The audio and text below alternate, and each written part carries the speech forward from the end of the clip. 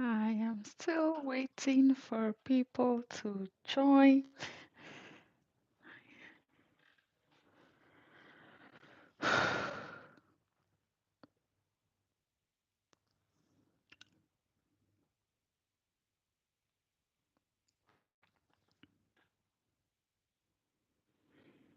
Hmm.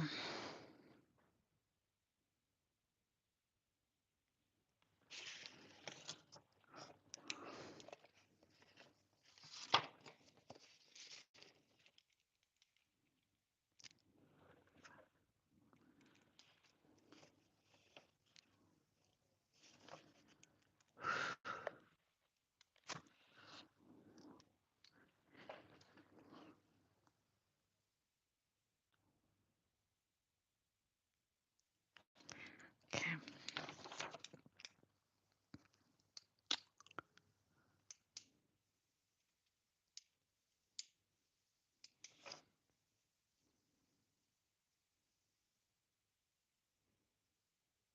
Hello.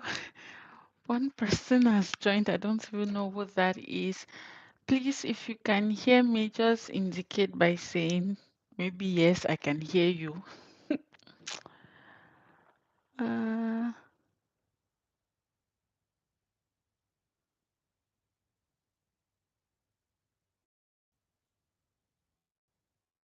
yeah.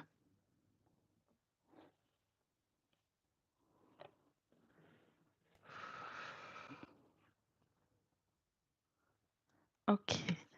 Um, one person. Hi, Christina. Welcome to my life. I don't know why I'm laughing. This is my first live, and I wanted to go live with my camera, but hello. Um, who is that person? I want to try to read everybody's name. Oh, I can hear you, Metin Bal. Okay, can hear me. Um, if you just join in, if you can hear me, say you can hear me, and you can just go ahead and start leaving your questions. At this point in time, we're just going to wait a little bit for others to join. If they don't join, I answer the few questions that we have, and then that will be it for this live.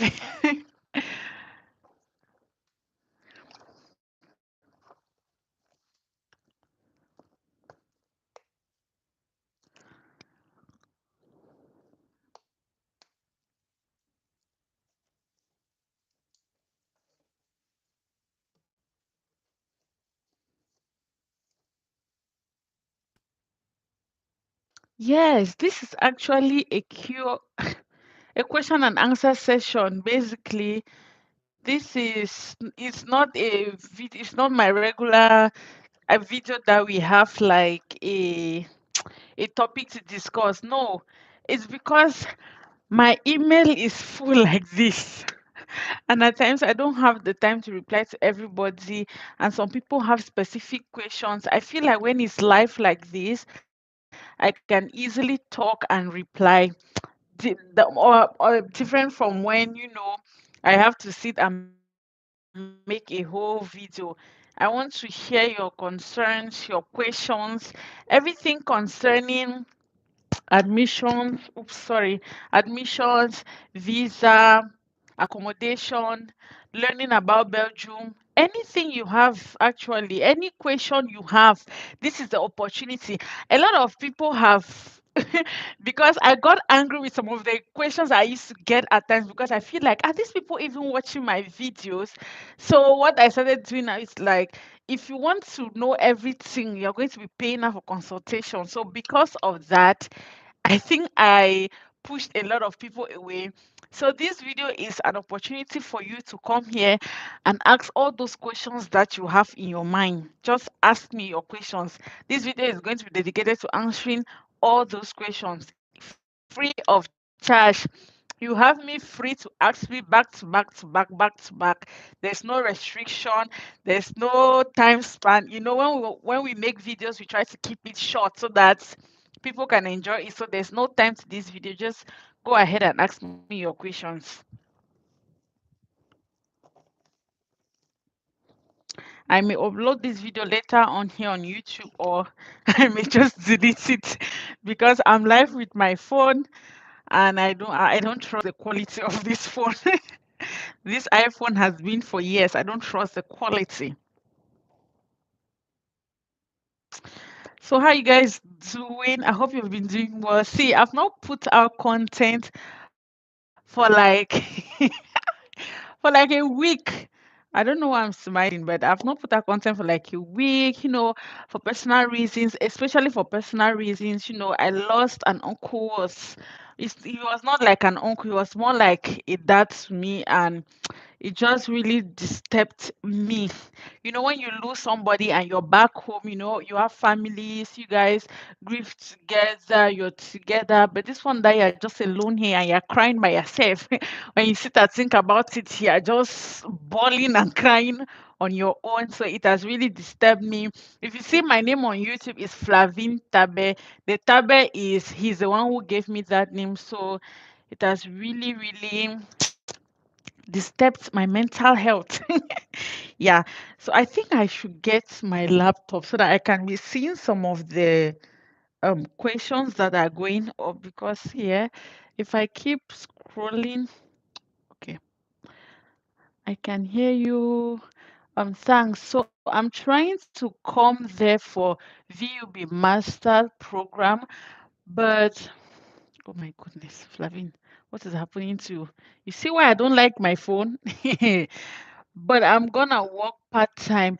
If my French is in is a beginner level, can I work can I work with just English? Do you hear me speaking French on this channel? Of course you can work with English. I've made videos here talking on how to get English jobs, okay, as a student. Now, this is the truth. I think before we get into that, let me try to explain a little bit, just a little bit about Belgium, okay? So that you guys have an idea of what this country is like.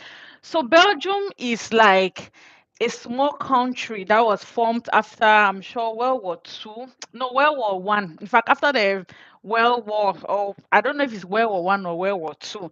So this country basically is people from different locations that came together to form this country. So a German person and a French person and maybe somebody from the Netherlands, they came together to form this country. So that's why we have three different regions. Okay, we have three different regions in Belgium. We have the Flemish region, and the Flemish region is actually people who speak Dutch, which is where I live. The area where I live is the Flemish region. And then we have the Walloon region. The Walloon region is more of the smaller region. That's the people who speak German. That's a small German community. And then we have the Brussels region. Okay, the Brussels region, Brussels is like the capital, but it's a region on its own, with its own government and its own rules and regulations different from what we have. So that is how Belgium is divided. And each of these regions, they are being governed by their own different government, their own minister. They have their own separate rules. They think that some of the rules that apply in the Flemish region, they are not applied in Brussels. You can go to Brussels and they're doing a completely different thing. But all of them are in one country doing three different things. And then we have different communities. We have the Flemish community, which is again is the Dutch speaking community. We have the French community for people who speak French and all of that, and you will mostly see this French community around Brussels. And then we have the German speaking community. Now, if you want to come out of these three regions, it's left to you to choose which region you want to settle in. Now, the Flemish region is actually the richest region in Belgium, even though it's not the capital city, but it's actually the richest region, followed by Brussels and then the Walloon region. So you first of all need to decide where you want to live, okay? You want to know exactly which region you want to go and settle in. Now, I like to be in the Flemish region, like I said, it's the richest region. I feel like most of the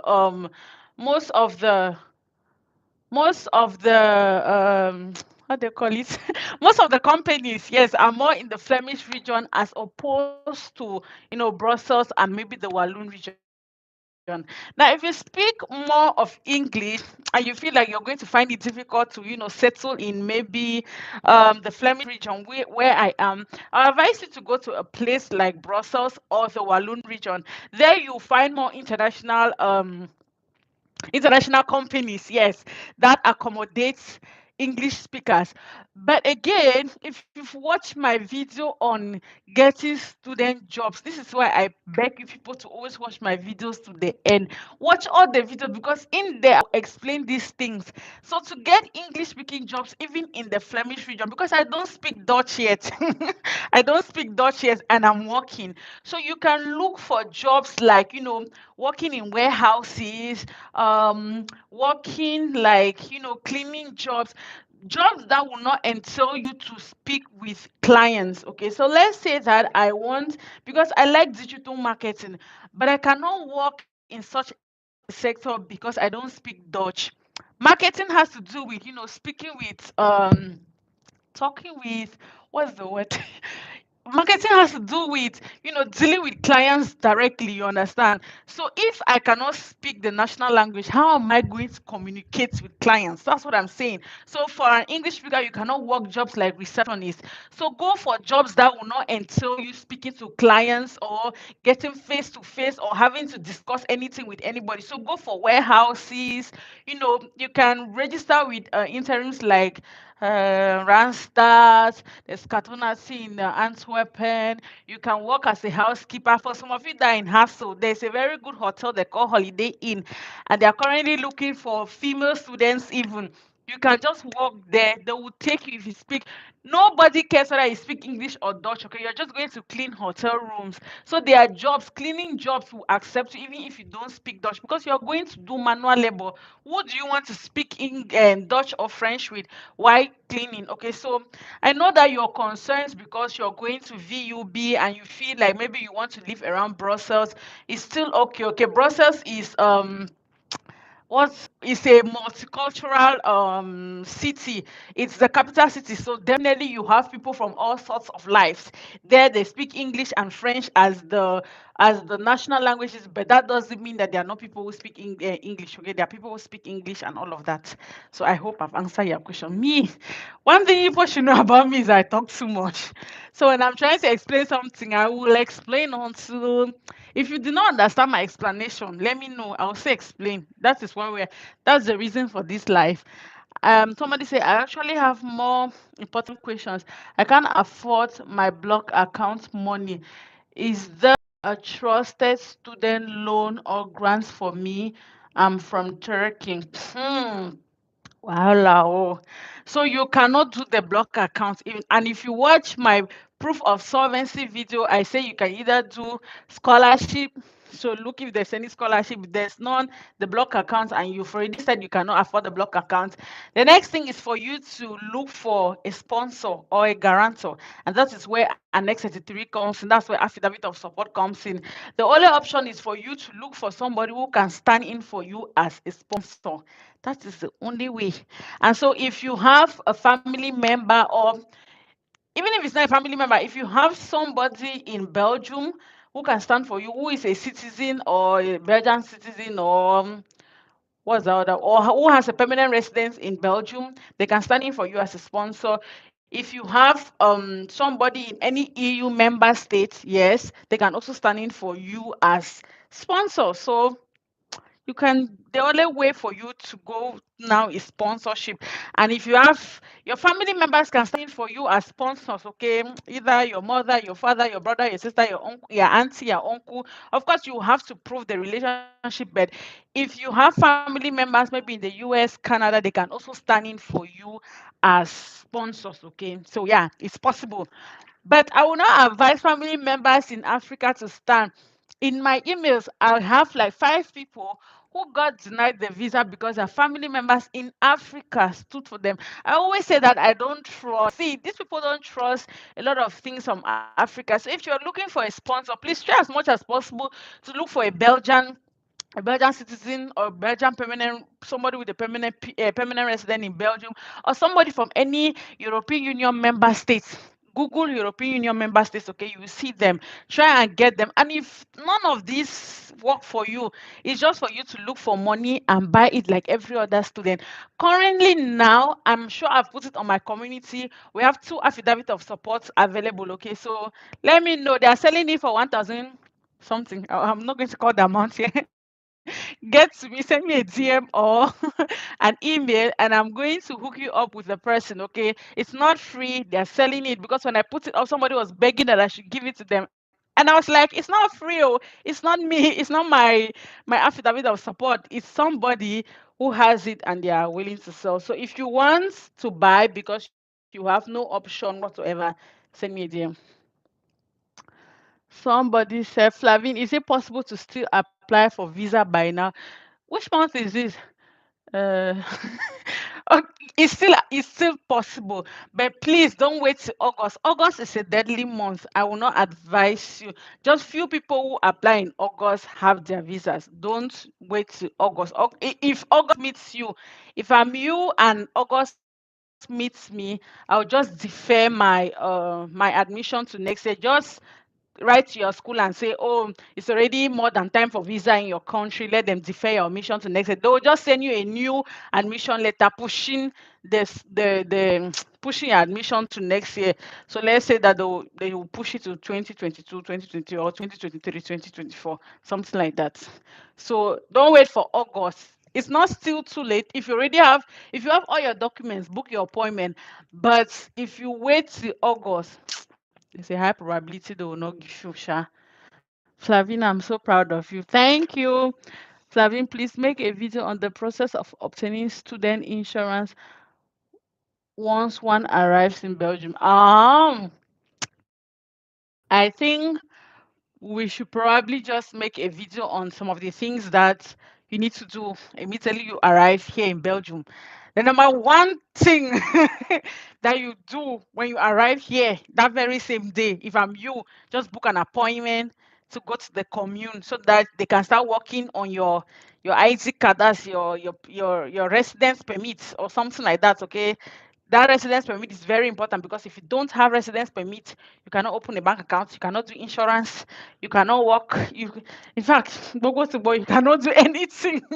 So if you get here, the first thing is to book an appointment with your commune because once that card is out, that's the card you have to use to do everything, even to buy your bus abonnement. Abonnement is like subscription, monthly subscription, because I don't like to buy tickets. I like to buy my things monthly. So even to do your monthly things, if you don't have that card, there is nothing you can do, period. But we're going to do a video on insurance when you get here. I can find a supporter too. My family members are not qualified to be sponsored. Yeah, that's what I'm saying. If you know that your family members are not qualified, you don't have any auntie or uncle in Belgium or in any EU member state at this point in time, you just have to gather money and buy like what students do. I will watch your videos. Please do. And when you watch my videos, watch to the end because when you guys watch, I'm the one editing my videos. So even if I forget to say something, I always still write it on the screen or somehow. Like my videos are so detailed and to the point in such a way that when you watch my videos, all the ideas, everything is in my videos. But I realize a lot of people don't watch the videos to the end. So when they bring back the question, I'm like, you did not watch my video. And because I'm not rude, I'm not rude to my subscribers. I don't know how to shout and say, go watch my video. I'm just like, oh, okay. I try to still reply, but at times it's annoying because I just feel like you have not watched my videos. So what if I'm asked at the embassy what is my relationship with a white person? When I say that I use a Belgian, I must not be white person now. There are black people who are Belgians or Belgian permanent residents.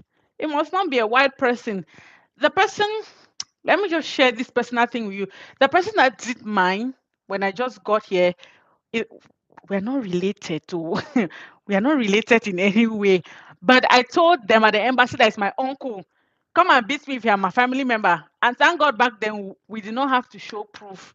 But I just told them that is my uncle. So it doesn't have to be a white person and it doesn't have to be somebody that you know. Somebody said, Flavin, I am on the waiting list for accommodation and I do not know anyone in Belgium. How do I go about, please? Any help securing accommodation? Where are you looking for the accommodation? That's the thing. Where?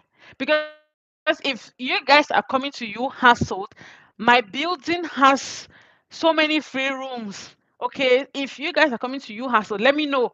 I'll tell my caretaker, please save this amount of rooms for this amount of persons. In fact, if you people even have the money, you can send it and I will just give her. She'll secure the rooms. Then when you guys get here, you can make your contracts and sign it yourself. I'm not signing anybody's contract, okay?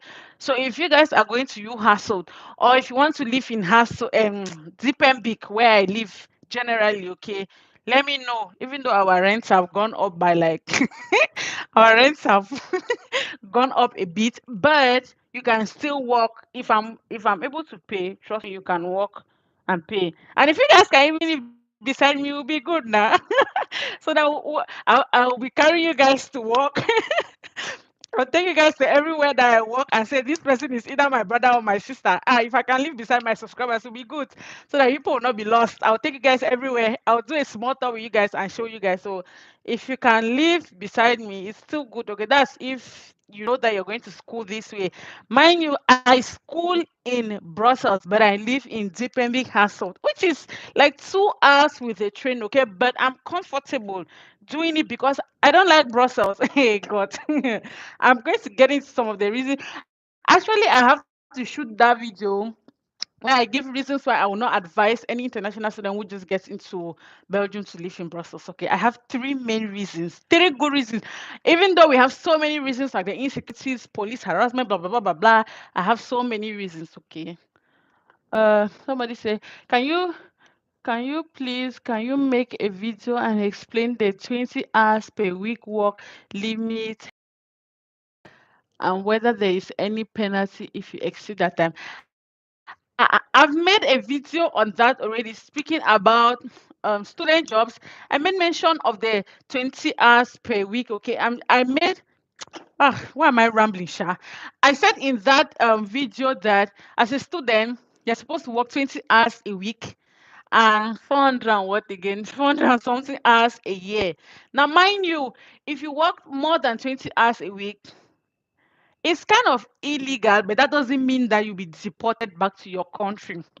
And the 400 and something hours a year, it's basically saying that if you work within these 400 and something hours a year, you have 0.000% of social contribution to pay. Okay, social welfare or social contribution, very small, teeny tiny bit of social welfare to pay. But once you go out of that 400 and something hours in a year, you start paying the normal tax like every other person.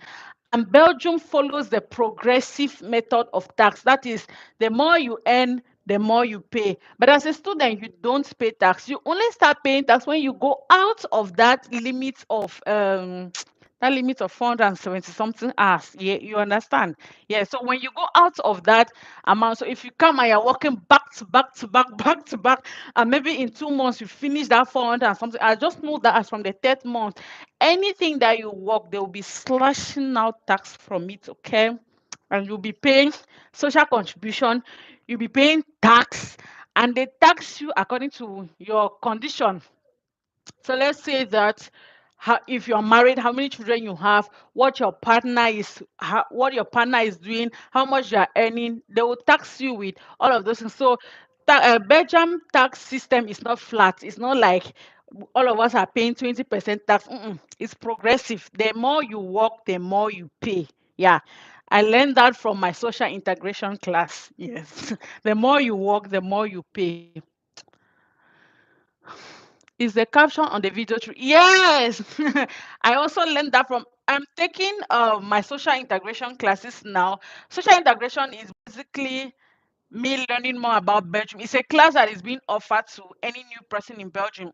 For example, if you have plans of living in Belgium, maybe after your studies, or you just want to know generally about Belgium, how the political system works, how the different types of governments and all of that. Okay. And we learned that because the Belgian government has seen that, no, not even the Belgian government, the Brussels government, because we have different types of types of governments in Belgium. We have like six different types of governments, okay? And these different type of government have their different types of ministers. So the Brussels government saw that a lot of international students and a lot of people speak English actually. So they're trying to make it known that English should now become an official language. But in Brussels, not the whole of Belgium, oh, in Brussels, it still has to go through the parliament, and then the King of Belgium has to approve it. But it's something that has already been stated. They even explain it in our social integration class that they are hoping that it comes to pass really soon. So it might be next month, it might be next 2 months, we don't know when, but it is something that they are considering on doing, considering that Brussels is a multicultural city, a lot of students and all of that. So they want to make English. And if they make English an official language, woohoo! All of us are good. You guys can now move to Brussels. um, but my sponsor is white. Do you have a sponsor already? If you have a sponsor already, there is no freaking problem. If your sponsor is white, you just have to look for a good storyline. And if you cannot write a good storyline, come and let's discuss. Let's come up with a good storyline as to why your sponsor is white. That it doesn't mean that if your sponsor is white, he wants to sponsor you, he can do it. Flavine, oh, no, no, no, no. Michael, you can say he's married to your sister. God bless you. Somebody just gave you a good option or a good sister. The fact that he's white doesn't mean that he cannot stand as your sponsor. He's married to my auntie or my something. He's my uncle. Somebody said the English stuff. Okay, Flavine, what about living in Ghent? I have a cousin living in Ghent, and Ghent is very good, just like living in Hasselt. Yeah, Ghent is like some few minutes from Brussels, but it's you can live in Ghent. Ghent is also a very good city for students to live. My cousin actually lives in Ghent, and the house rents are almost the same with what we pay this way in Diepenbeek in Hasselt. So Ghent is also very good because it's a student city. Uh, but hope they will check his family composition and he is divorced. Oh, he's divorced. How did you even meet this white person? That's the story now. How did you even meet this white person? So no possibility to say he is married with my sister. All right, I get your point. I get it. VUB is my school, but any place cool and not too far from campus will do, please. This is another thing that you guys need to consider when you want to live in a place. It's not all about this place is closer to my school. Anyway, for some of you that like school too much, you may want to live beside your school. But let me tell you guys from personal experience, you will regret it after a few months. I have people who live in Brussels and they're complaining every single day because they wanted to go and live closer to school.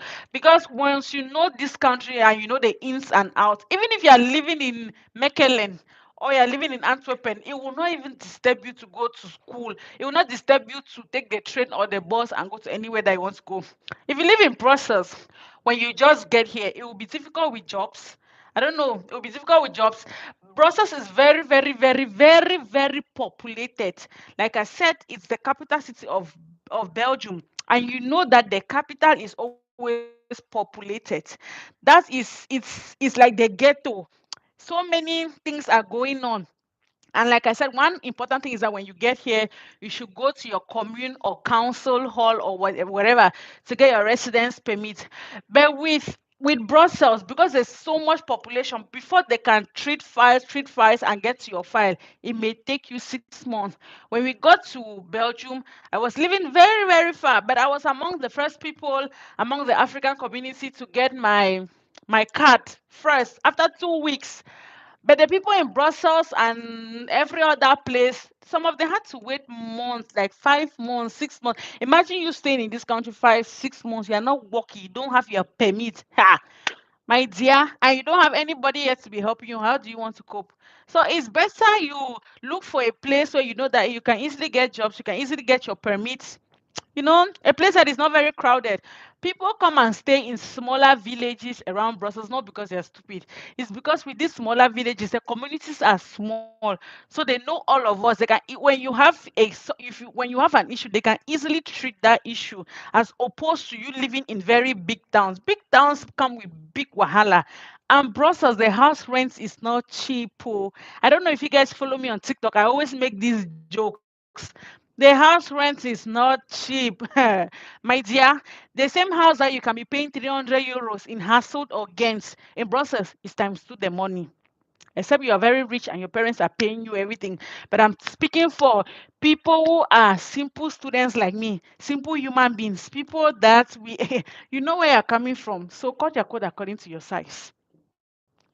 And I'm not saying if you feel in your heart that you want to go and live in Brussels, please by all means go and live in Brussels.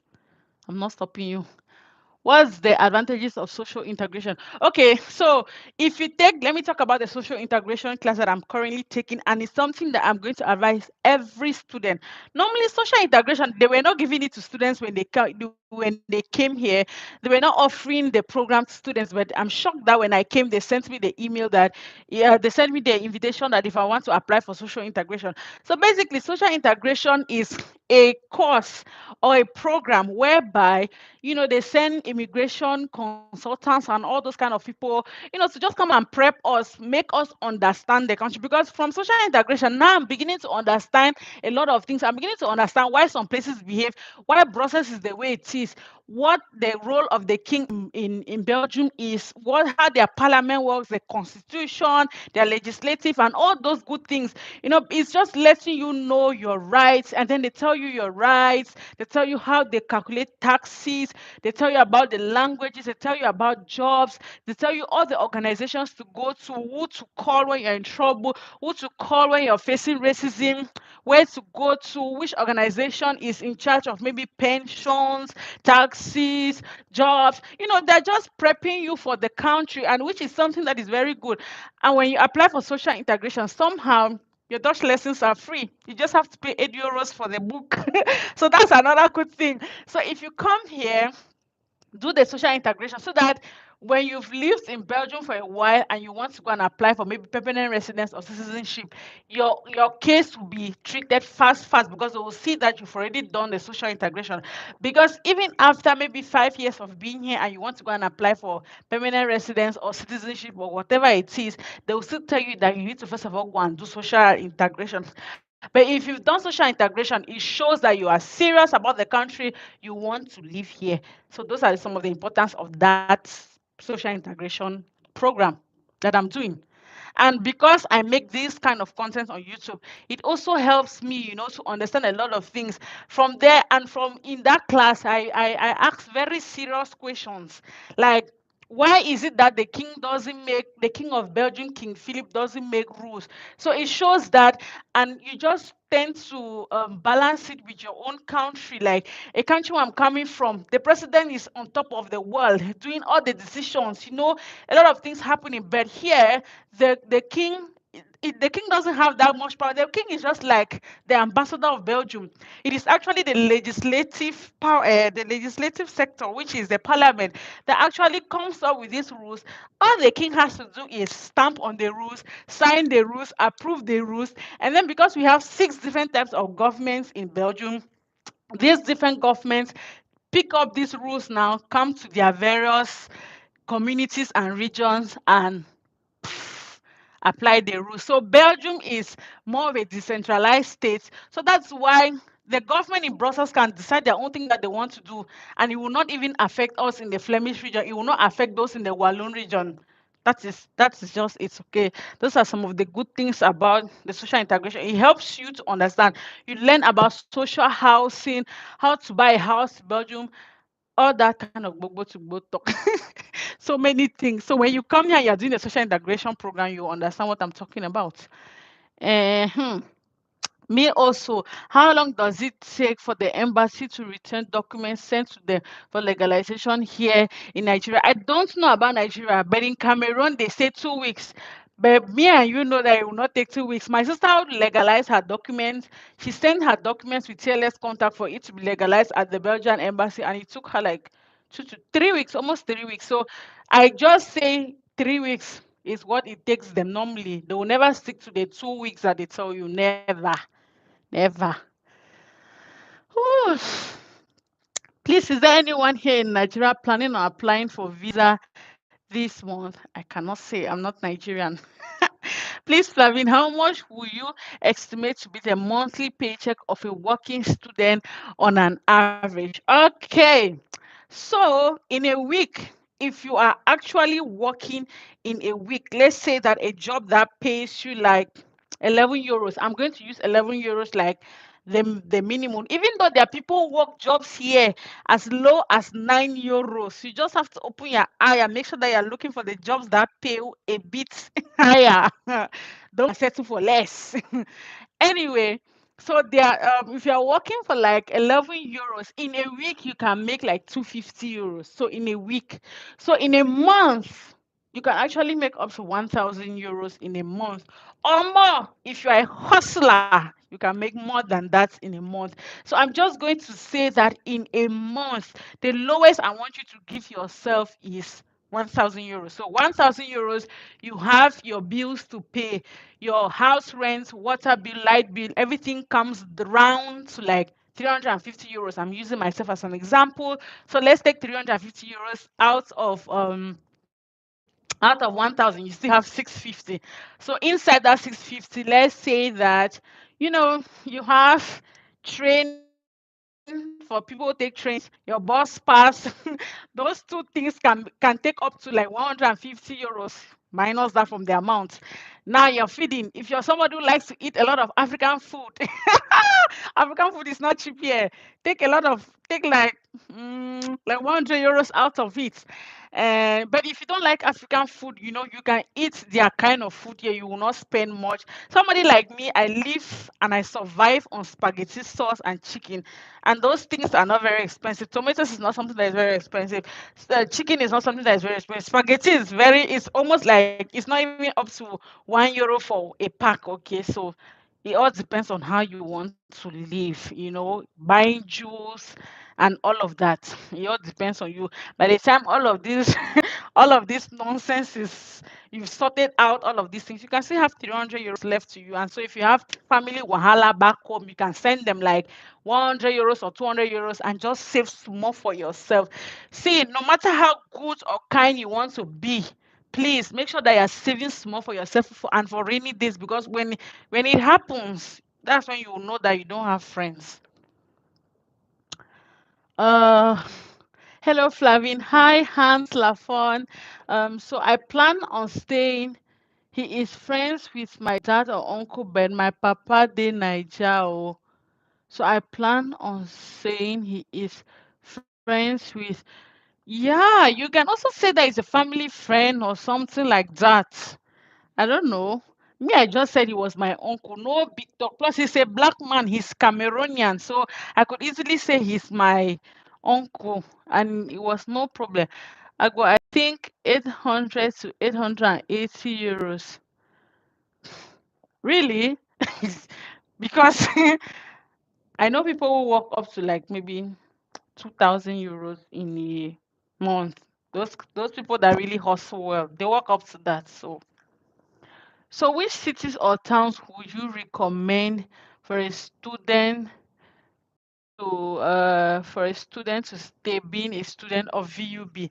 Personally, this thing is just left to you, because whenever I say that I don't like Belgium, even my auntie used to say, don't oversay it, because now people will take your word for it. See, if you go to a place like Ghent is like 1 hour with the train to VUB, because from Ghent St. Peter station, you can take a train that will drop you in Brussels North, and then from Brussels North, you take a train to Diepenbeek. And Diepenbeek station is just beside Brussels, it's just beside VUB. So if you drop at Gare de Diepenbeek, you can just walk to school, which is like 6 minutes to school. So you can live in Ghent, you can still live in Brussels. See, there are jobs in Brussels, so don't get me wrong. There are jobs in Brussels. It's just that you will need to learn, you will need to speak French. Parce que à Bruxelles, Portugal, c'est le français qu'on parle là-bas. On ne parle pas l'anglais. So you need to speak French.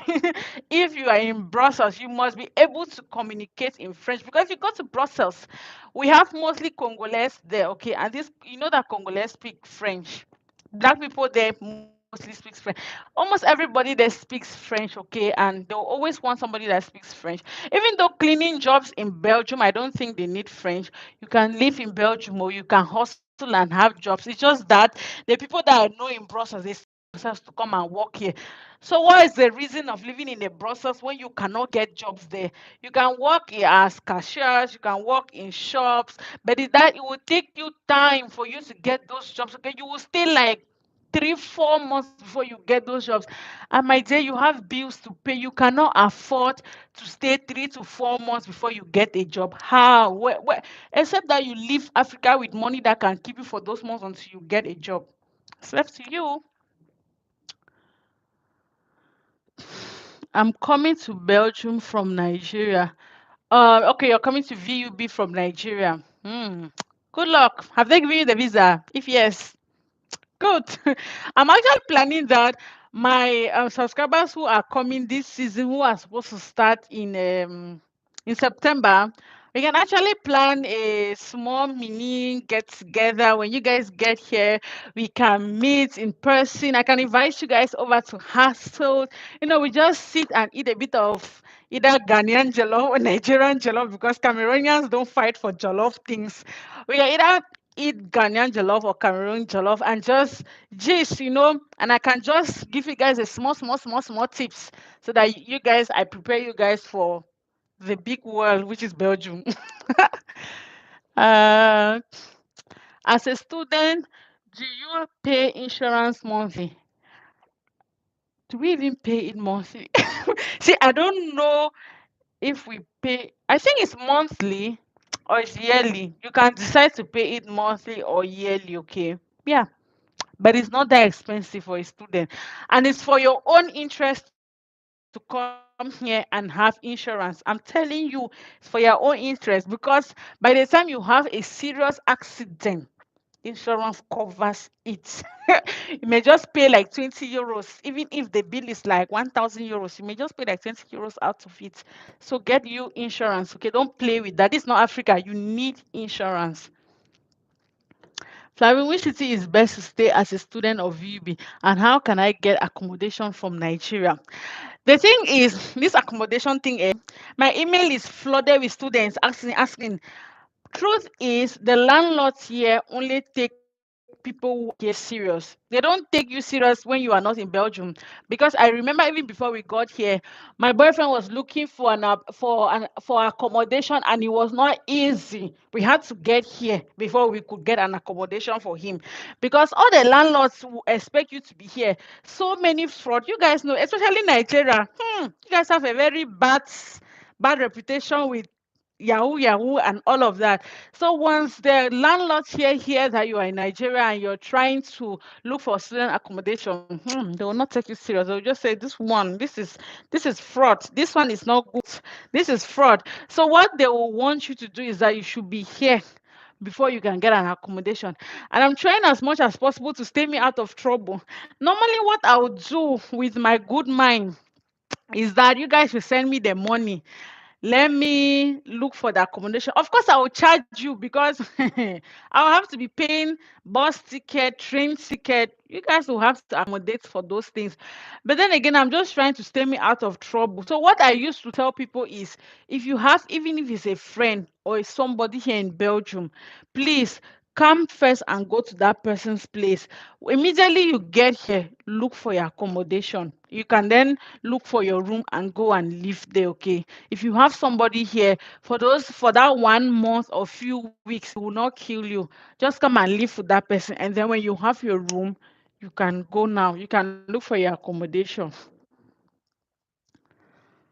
What is the process of staying in Belgium after completing your studies? Okay, so this thing was not given some years back, whereby you can live in Belgium after your studies. So now there's a good news.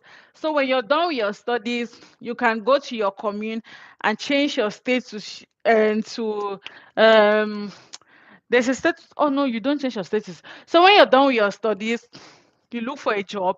You then go to your commune and try to change your status from a student to is it postgraduate looking for a job? There's a status that they will give you. That status actually says that you're looking for a job or you're no longer a student, something like that. And that 1 year you're expected to get a job, and you're expected to get a job in something that you did in school, not just any kind of job. That 1 year is tricky, and now I understand why. Because when I came here, I was asking students like, why are you going to school back to back when you finish your first program? Why did you not switch and look for a job? And they try to explain to me that it's not easy because you're expected to get a job in the field that you studied. So if you did communication, they're expecting that you get a job in the communication field. And you know that it's not easy to get a job when you're just a fresh graduate. A lot of companies are looking for people with experience and all that go to go. It's just complicated. So I understand why students just tend to look for the next program when they are done with their program, and then they just continue going to school. Because even when you apply for that thing, I heard that it takes a few months before the permit is being granted to you, and this comes back to where you live. Because if you live in a small town like my own, which is Diepenbeek, I'm very sure that your permit will come out in a matter of 1 month. But if you live in a place like Brussels or Antwerp, that permit will take 6 months. I'm telling you something. It will take you like 6 months for it to come out and for you to apply. So when you get that permit and you have your job, your permanent contract, you can take it out to the commune and it's sealed. You start working in Brussels, in Belgium, and after 5 years, you can go and apply for permanent residence, and before you know it, you apply for citizenship, and you're a citizen, and you can start living like every other Belgian. Can I spread my master's in management? Of course, now me, I spread my own. I'm doing masters in management in VUB. The program is 1 year, but you can only spread it for like 2 years. Belgians can even spread that program up to 5 years if they want to. But you who came with a student visa, you can spread your master's in management at VUB for 2 years. You have 2 years, so you can do it for 2 years. So I'm doing mine for 2 years. So don't worry, we are in the same boat. So you have time. So don't be scared that you have just 1 year to finish the program. Yes, you can spread that program for like 2 years. Is Belgium a good place to transition to live and work? More like settling in with the kind of tax you say they pay when you're not a student. See, when it comes to the tax thing, whenever I meet, Africans here, they're always like, oh, you people are so lucky. You're students, you people are not paying tax and all of that. When you are done with school and you start working full time, the amount of tax that you pay. Now, I used to be very scared of tax, so don't understand. But with this social integration class, I think I'm beginning to very, very, very well understand this whole issue of tax. So let's say that you have plans of settling in Belgium. After your studies, you plan to get permanent residence, you plan to be a citizen. This whole tax thing goes into a lot of things. So let's say that they take social contribution. Their social contribution is based mostly on solidarity, which means that this social. Hey, Papa God, I'm trying to put my thoughts together. When you're paying tax, you don't only pay tax when you earn. So let's say that your gross salary is like 3,000 euros in a month. Inside that 3,000 euros, they remove 13.0% just for social contribution.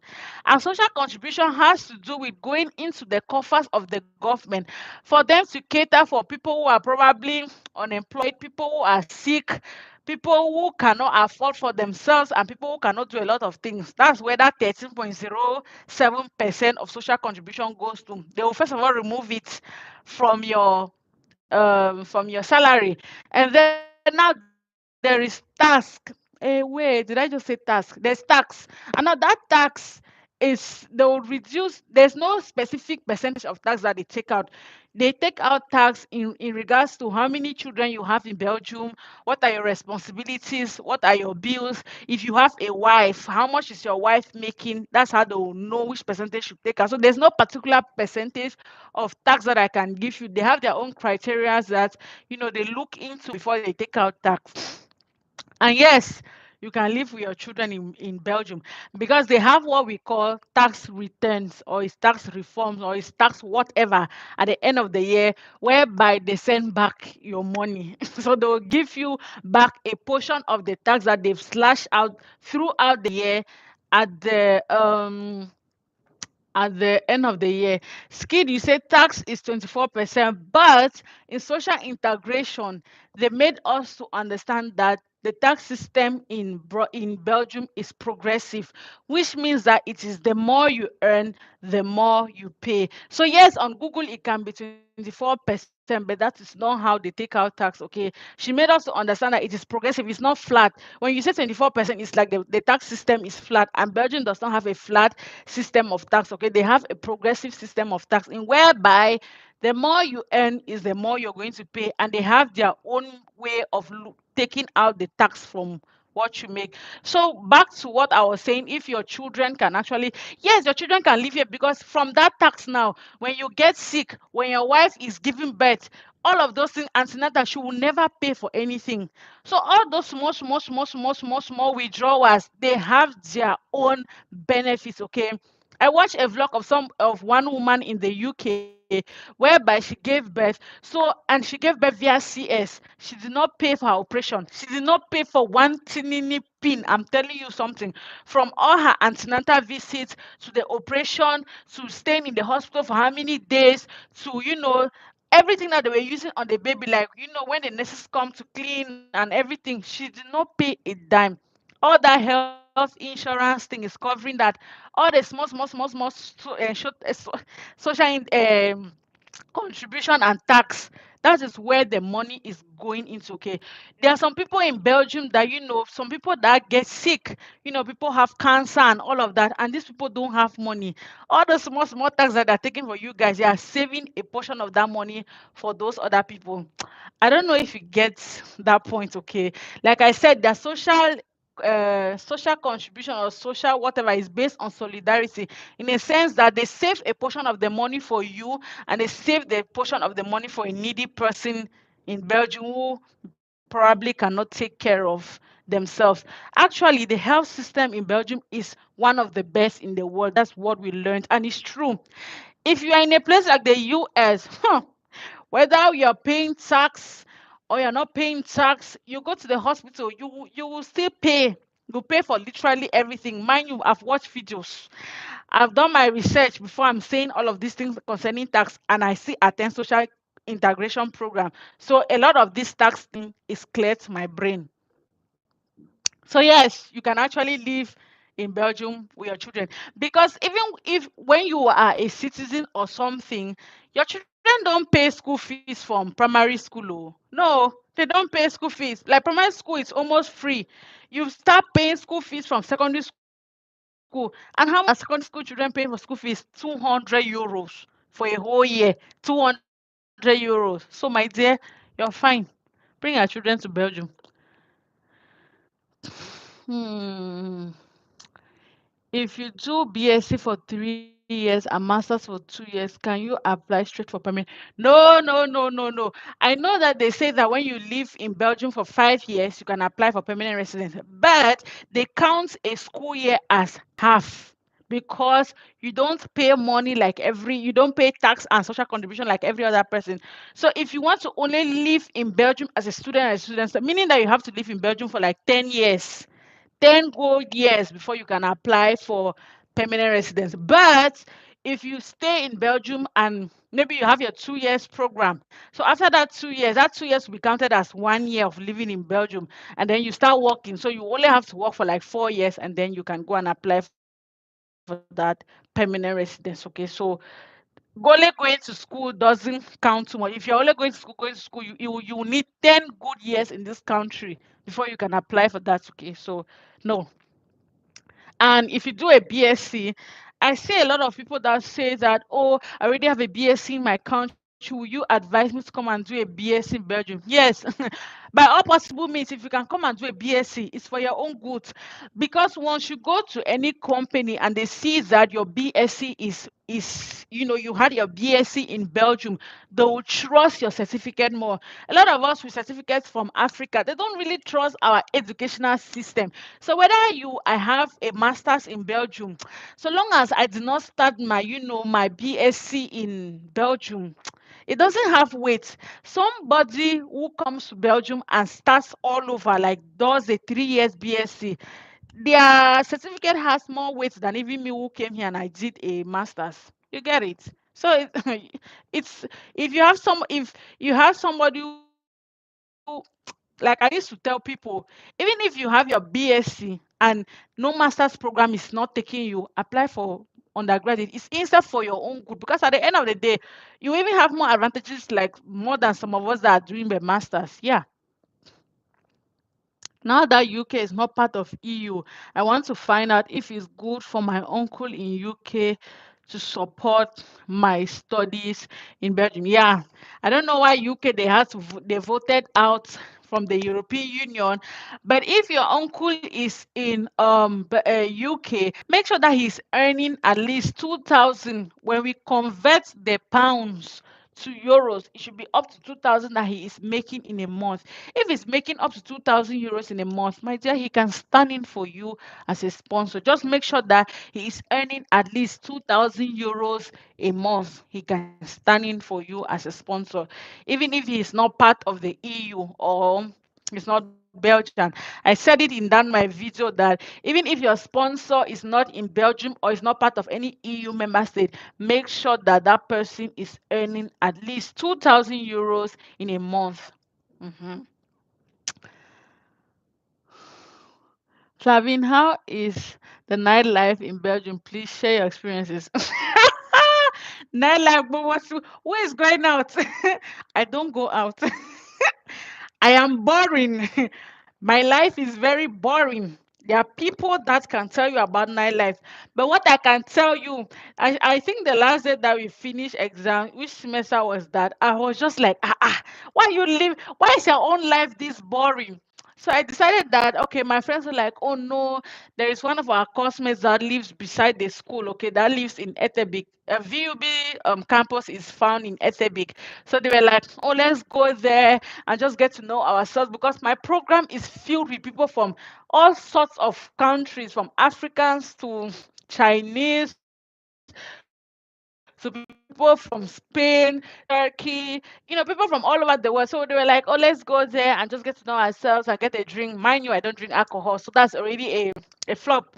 I cannot vibe because I don't drink alcohol.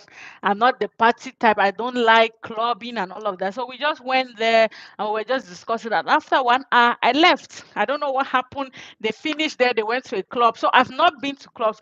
But what I can tell you is that if you want to enjoy your life, you want to have fun in Belgium, Saturday parties in Antwerp and Brussels is where you should go. I have people, that's why I'm talking. That's why I'm telling you this. Go there. Brussels and Antwerp are your two cities. If you want to feel the African vibe of partying, Antwerp and Brussels. Those are your two places.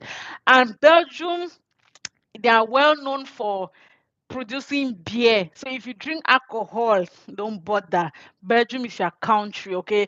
There's a lot of alcohol. Is it wine? Is it beer? What do you want?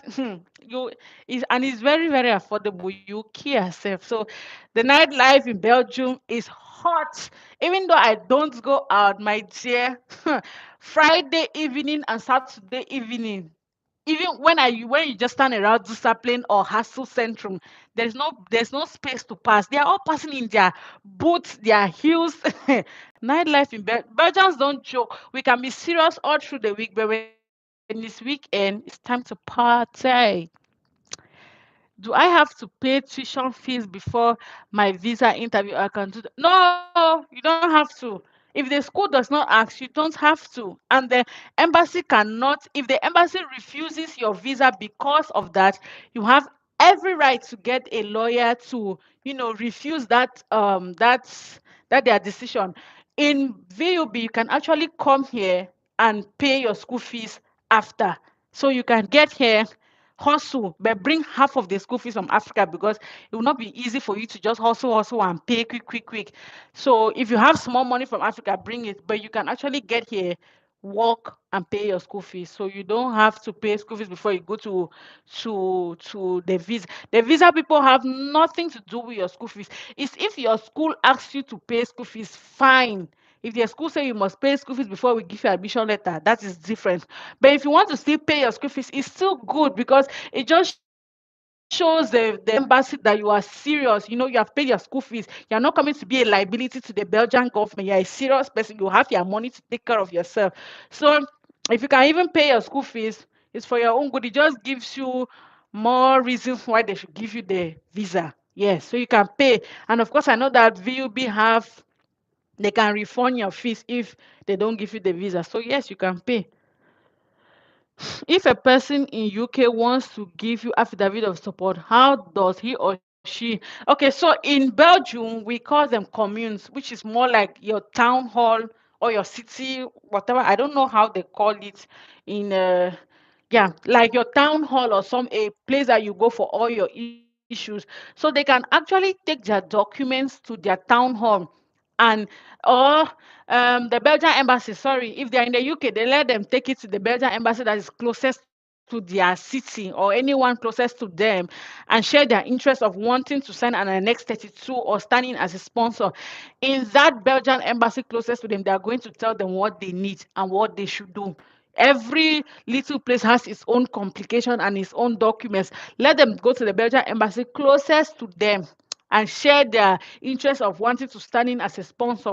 So the Belgian embassy will look into their documents, see how much they work in a month, and decide if they are eligible. If they're eligible, they'll tell them what to do. I'm sure that's from there they'll tell them to, probably fill in the annex 30 something form and all of that. And then when all of that is done, they'll send it to you. So let them go to the Belgian embassy close to them. They'll tell them the documents to them, because normally the documents in there, I know that they are your three last pay slips, your ID card or your permanent residence or whatever they call it, and what again, your work documents, your family documents, and all that good stuff. Okay, yeah, you need that. That's it.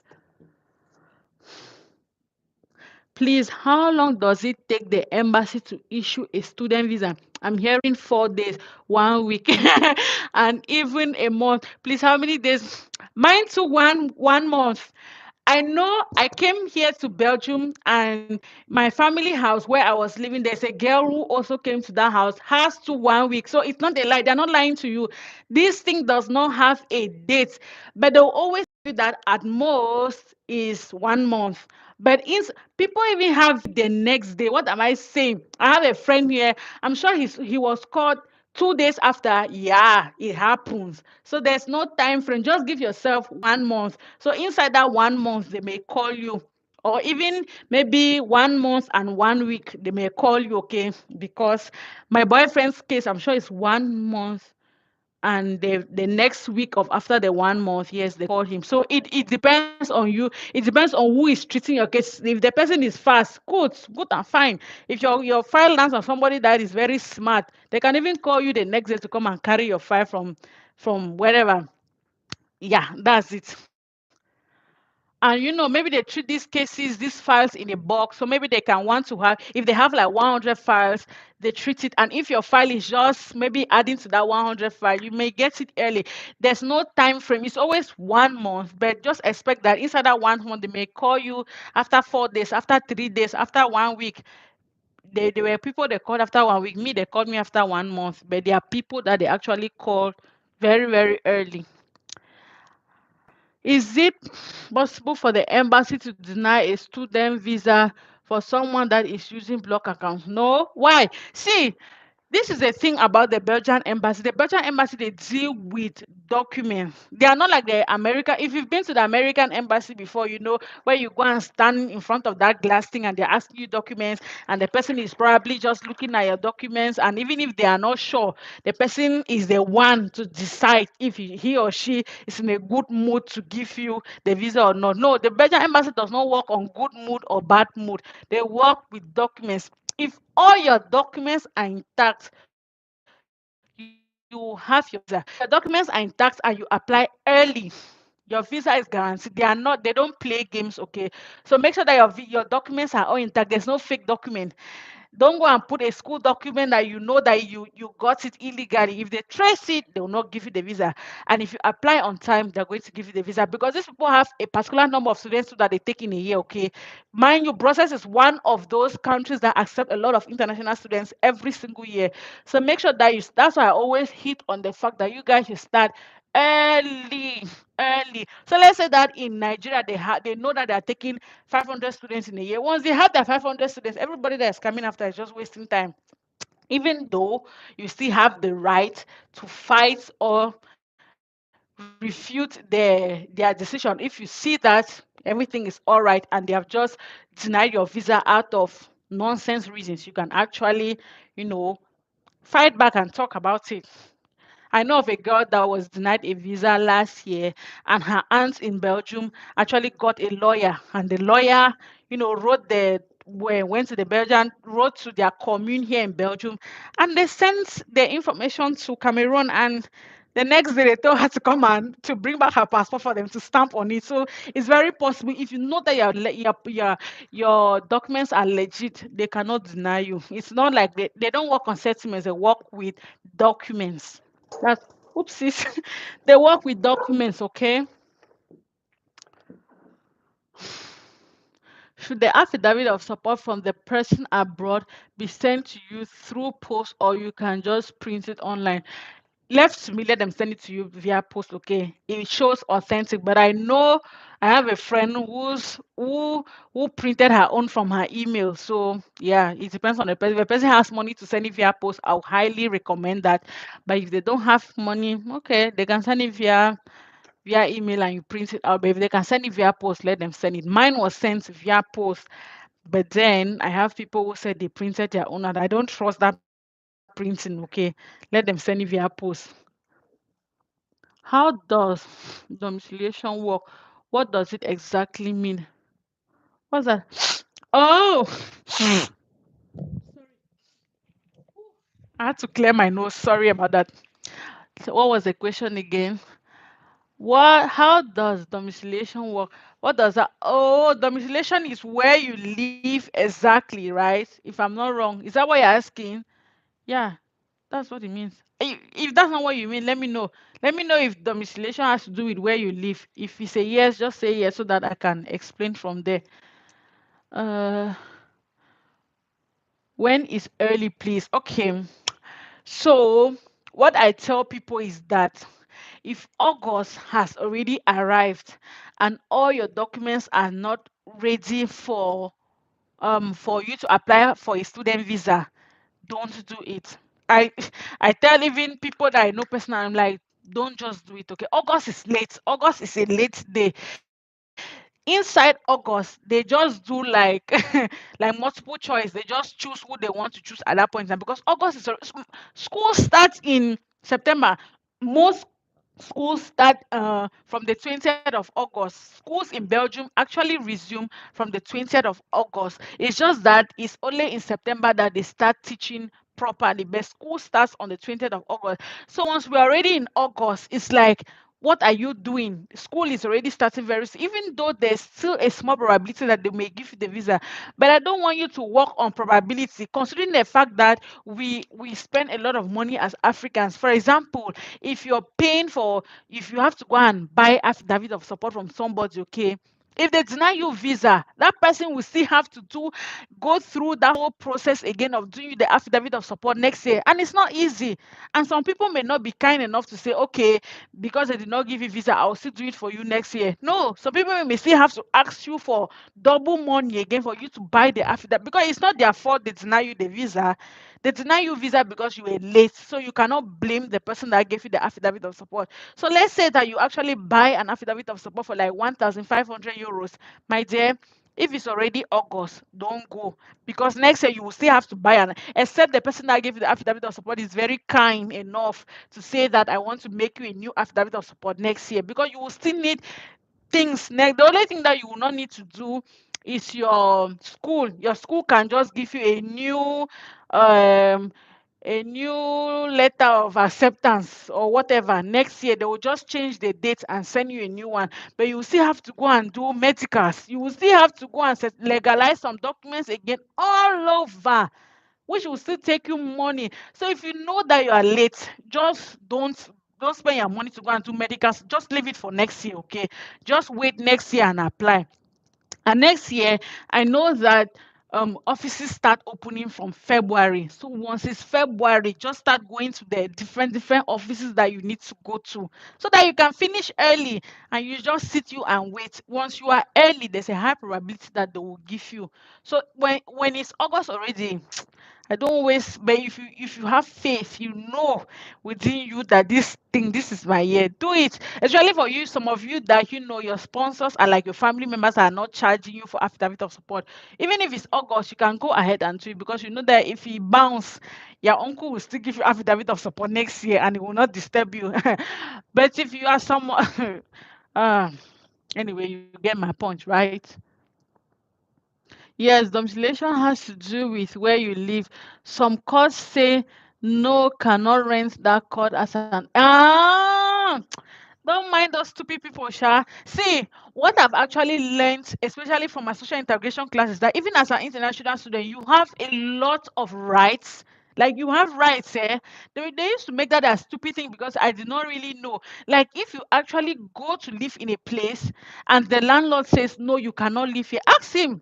Tell me the reason why I cannot live here because I'm black. Oh, racism. I can actually sue you. I can actually report you because Belgium has anti-racist laws, very strong and serious laws. Okay. Now I know there are some courts. It depends too. There are some landlords that they only want students from Monday to Friday. They don't want to see you in the room during the weekends, okay? Because here, Belgians, what they do is that, and when you come here, it's something that you realize every Friday, Belgian students go home. They go to their homes. So let's say that, people who have homes in small villages, and then they attend school in Brussels, Leuven, Antwerpen, or Hasselt, or wherever. So they will always rent their student rooms around their university. But when it's Friday, all of them are going home to do their laundry, to go let their parents cook food for them. So Belgian landlords are already used to their system. So most of them will want students that only live in their house from Monday to Friday, because they know that Friday evening everybody is going home and they will only come back. Maybe it's Saturday, Sunday in the morning. Who is trying to call me? Nobody should call my phone. No. They will only come back Monday morning. So it depends on that. And because see, heat light bill in Belgium is going up, like energy and everything in this Belgium is going up.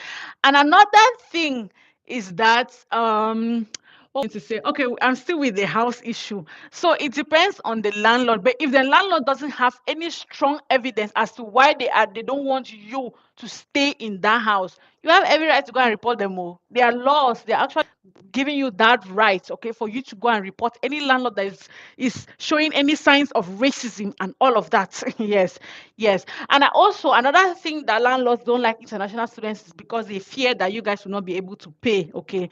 So you're just try to explain to the person that, oh no, if you're on a scholarship, show them your scholarship proof that no, I have money monthly to pay. If you have a block account, let them know that you have a block account, so you have money to pay.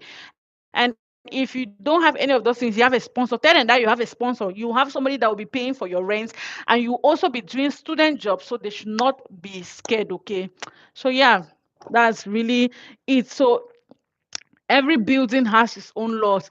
Actually, even when I was looking for a house, that since my school is in Brussels, a lot of people expect that I go and look for a house around Brussels. So when I was looking for a house around Hasselt, most of the houses refused me because they are like, Why are you going to Brussels and you want to live in Hasselt? They said they only want students that attend U Hasselt, that attend PXL is another, institution around Hasselt. They are looking for people who attend, what's the other school? UCLL. UCLL is a medical school under KU Leuven, but that is still in Hasselt. So they want students that go to these particular three universities, and you're going to process, what are you living in? Like, they did not accept me, and it makes sense, okay, but not every building. So you just have to search until you get to, there are just some good buildings like my own, actually.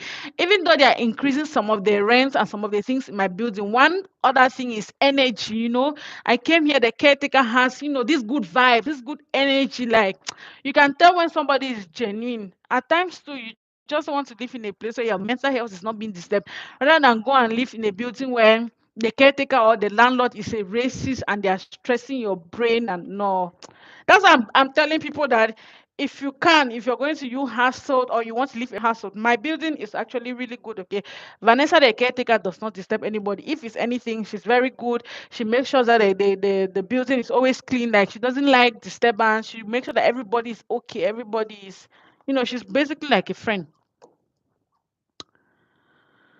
Whew. I've talked. My mouth is paining. Also, one more question.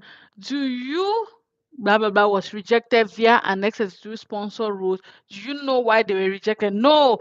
The first time that I was rejected my visa is because I came late.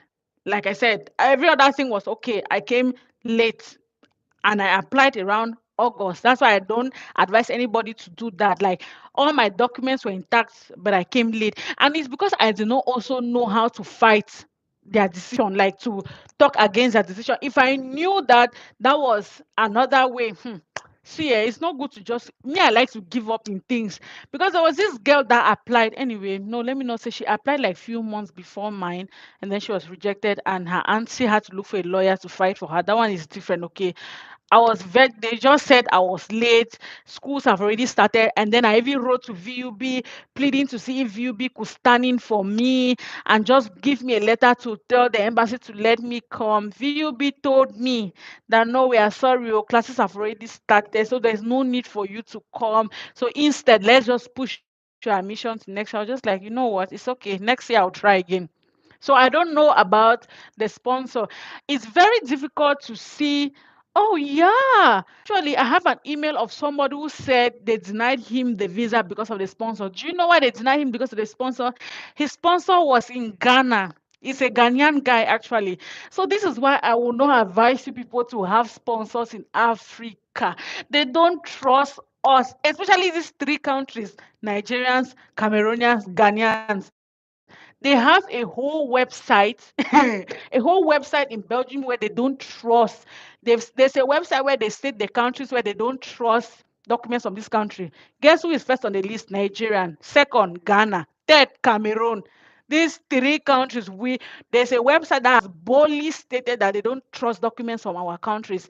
So imagine you getting a sponsor. They don't just trust us. That's why when we are applying for school, they will always ask for the school to send the documents directly, so that they are sure that the attestation or the certificate you are presenting is good. So may refuse because of the country. They don't just trust third world countries. That is why I always say, get somebody in Belgium, get somebody from any EU member state, or if there's nobody in EU member state, let the person come from a different country, US, Canada, UK, somewhere else. Let it not be Africa. They don't trust Africa. We have, and I don't blame them, we have abused the small trust they had in us. Our brothers and our sisters that came before us, they were doing so many fraud, rough documents, bad things. So now they just have extra eyes on us now. We are paying for the sins of our brothers who came before us. Can a student with 2.2 apply for a master's in Belgium, and can a master's come with their family? Hey, I forgot to ask this question in my social integration. This is the question I wanted to ask. Can international students come with their country. So let's just save this question, okay? I'm just going to do it in a whole video. So I have social integration class on Saturday. So this Saturday, I'm going to ask that question, and I'm going to also visit the Belgian government website to just know. But I know that they do it in the UK. In the UK, you can actually come as an international student and bring your family. Hey, so if you're a family person and you're going to the UK, you can go with your family. I don't know how this question, and I had it in mind to ask her yesterday. Yesterday we had social integration class and I forgot. Oh my goodness, Flavine, you should be writing this thing somewhere. So, media space, we are going to save that. And you are the one who asked me that question. I saw the question. I'm like, that's why I've not even responded to your comment. Is the only comment I've not responded under a video, because I was hoping that I will ask my social integration teacher, but then I forgot. Okay, most of these things that I say, mind you, when I don't know, I call. If you ask me something, in fact, if I ask tomorrow, even on Monday tomorrow, I'm going to call my community, that's my community hall, and just talk to an immigration advisor, okay, and just ask her, like, is it possible for an international student to come with their family? And let me hear what they have to say. They always respond. Me, my community hall is already tired of it, because when I get some of your comments, mind you, I don't just answer from my head. Oh, I call them and ask. If I cannot call, I ask my social integration teacher. If I cannot ask my social integration teacher, when you come here and you apply for social integration program, they assign you to an immigration assistant. So as I'm in this Belgium, I have somebody that is dedicated to me just to answer all my questions regarding Belgium. So if I don't know, I can still ask them. And so tomorrow I'm going to do all of that. So let's just save your question for tomorrow. Hey Tabe, you are looking beautiful today. Ha! Thank you. When I don't have any makeup, nothing to nothing, I was just like, it's not every day that you need to, do too much. See, even my hair, there's nothing. I just comb my hair, I just wash my face, and I just took my bath, and I'm sitting in front of the camera. But thank you very much. Um, can you share how much your current rent is? Okay, see, let me tell you for something. And if my caretaker Vanessa is going to watch this video, I always tell her every day I'm not happy with her. When I came here, everything rounded up to 275 euros, so including my rent, water, electricity. I was so happy. I'm like, hey, 275 euros. That money would just be enough for me. Just for them to give me a notice, all of us in this building, not just me though, they gave us a notice that energy and light bill has gone up in Belgium, and they are not lying. Actually, I did my research, and light bill in Belgium has gone up, and people are even planning to strike about it. Okay, so the landlord was like, "There's nothing he can do." He increased our light bill, hey, by 75 euros. Can you imagine this man? He took it up by 75. So if you want to check now, my house rent is around 340 something, 45 euros. Yeah, I know that I didn't want to share the amount, but I'm telling you guys now. So now, currently, I'm paying like 345 euros a month for, but everything included, oh, light, water, heating, everything inside. 345 euros actually. How much will be needed for the block account, and how do you open a block account? First of all, which school are you going to? It depends on the school. If you're going to KU Leuven, which I know that they are the ones that like to do a lot with block accounts, it's only KU Leuven that can tell you the amount that they want. So block account has to do with your school.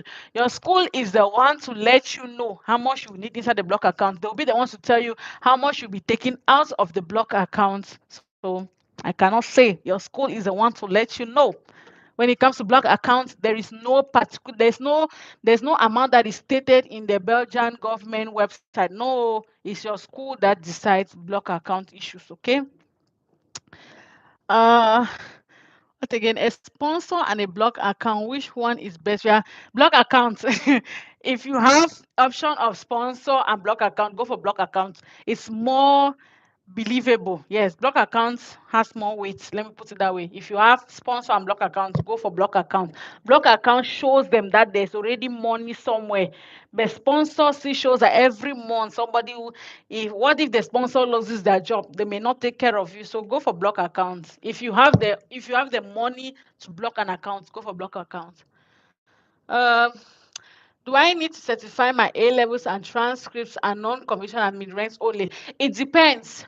Where do you want to use it? Because see, if you want to use um you want to legalize your A levels and whatever for that you are still applying for a school, you have to do it at the Belgian government. Because my sister, I'm using my sister as an example, my sister just certified her documents, and her school, when your school asks you to certify, they expect you to go to the Belgian embassy to do the certification, which means that you have to go and drop the documents at TLS contact, pay the money there, and TLS contact will send it to the Belgian embassy. They'll certify it and then give it back to you. Okay. So, but if you are going to apply for visa, MINREX, you apply your non-convention but at MINREX, which is 1,000 francs. You don't need to go to the Belgian.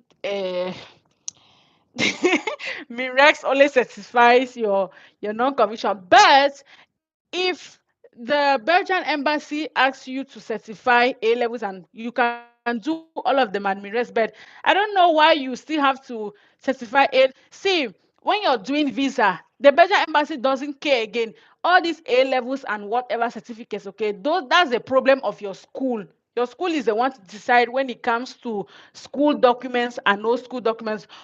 Once you're applying for visa, the most important document that the Belgian embassy will be looking at is the letter from your school. So the Belgian government already trusts that, okay, your school has already gone through your school documents and they have approved it. If they can send you a letter of acceptance that you've been admitted to this school or this thing, which means that they've taken their due diligence to go through your documents and every school document is correct. So the Belgian embassy does not care at this point in time if you're going to legalize or certify your A levels or any school documents. No, they don't really care. I'm saying this because it's something I was told. I'm sure that back then we used to use my VFS, because I asked the man, I'm like, do I need to certify my A level or my certificate? And he's like, we don't really care whether you certified that one. What we care about is the non-conviction. The Belgian government will be sure that I've not gotten myself into any crime. So when it comes to the visa, the only document that you certify out of TLS contact is the non-conviction, because at TLS contact they will still certify some things themselves, but you pay the money for them to do those certifications in their office. But when it comes to visa, the only thing that you need to really certify is the non-conviction. But aside from that, if you're applying to a school, there's a school that will ask you to certify, and when your school eh, I'm reading messages. And when your school asks you to certify anything, you need to go to the Belgian government, Belgian embassy. Sorry. If the point is not clear, let me know. I will still explain. That is why we are doing this live, to explain. Somebody says, okay, thank you, you're welcome. How do you like Brussels? What are some good and bad things you didn't expect? I don't live in Brussels. That's the good thing. That's the funny thing. I don't live in Brussels.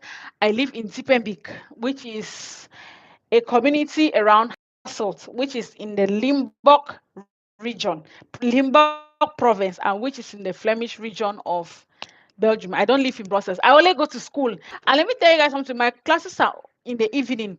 When I leave Hasselt, I'm going straight to my school. So I just take my train, take my bus, and go to school. I close from school, bus, train, back home. Me and Brussels, we are not friends. The only time that I got the opportunity to even go around Brussels when I got my new job around Brussels. And still, that job, I've been to the office just once because I work from home. I don't go to Brussels. And I've been to Brussels again once when I was going to get my hair cut because it's cheaper in Brussels. It was just 10 euros to get my hair cut. That is really me and Brussels. Me and Brussels, we don't have we don't have any connection. I know everywhere in Brussels, but I don't live in Brussels. Okay. Now, if you ask me some of the good and bad things, I was saying that we are going to make a separate video on Brussels. Aside from the fact that it's a crowded city, it's a big city, you know, just expect it's just like if you live in the US, you live in a place like LA, Los Angeles, or New York. Those are big cities, and big cities come with their own big wahala. But if you live in a small town, let's use some of you that live in Nigeria. When you live in Lagos, it is different. The vibe in Lagos is different from somebody who lives in a very small place in Akwa Ibom. Let me use Akwa Ibom for example. It's just different. Akwa Ibom will be very, very, let's say Oyo State, Akwa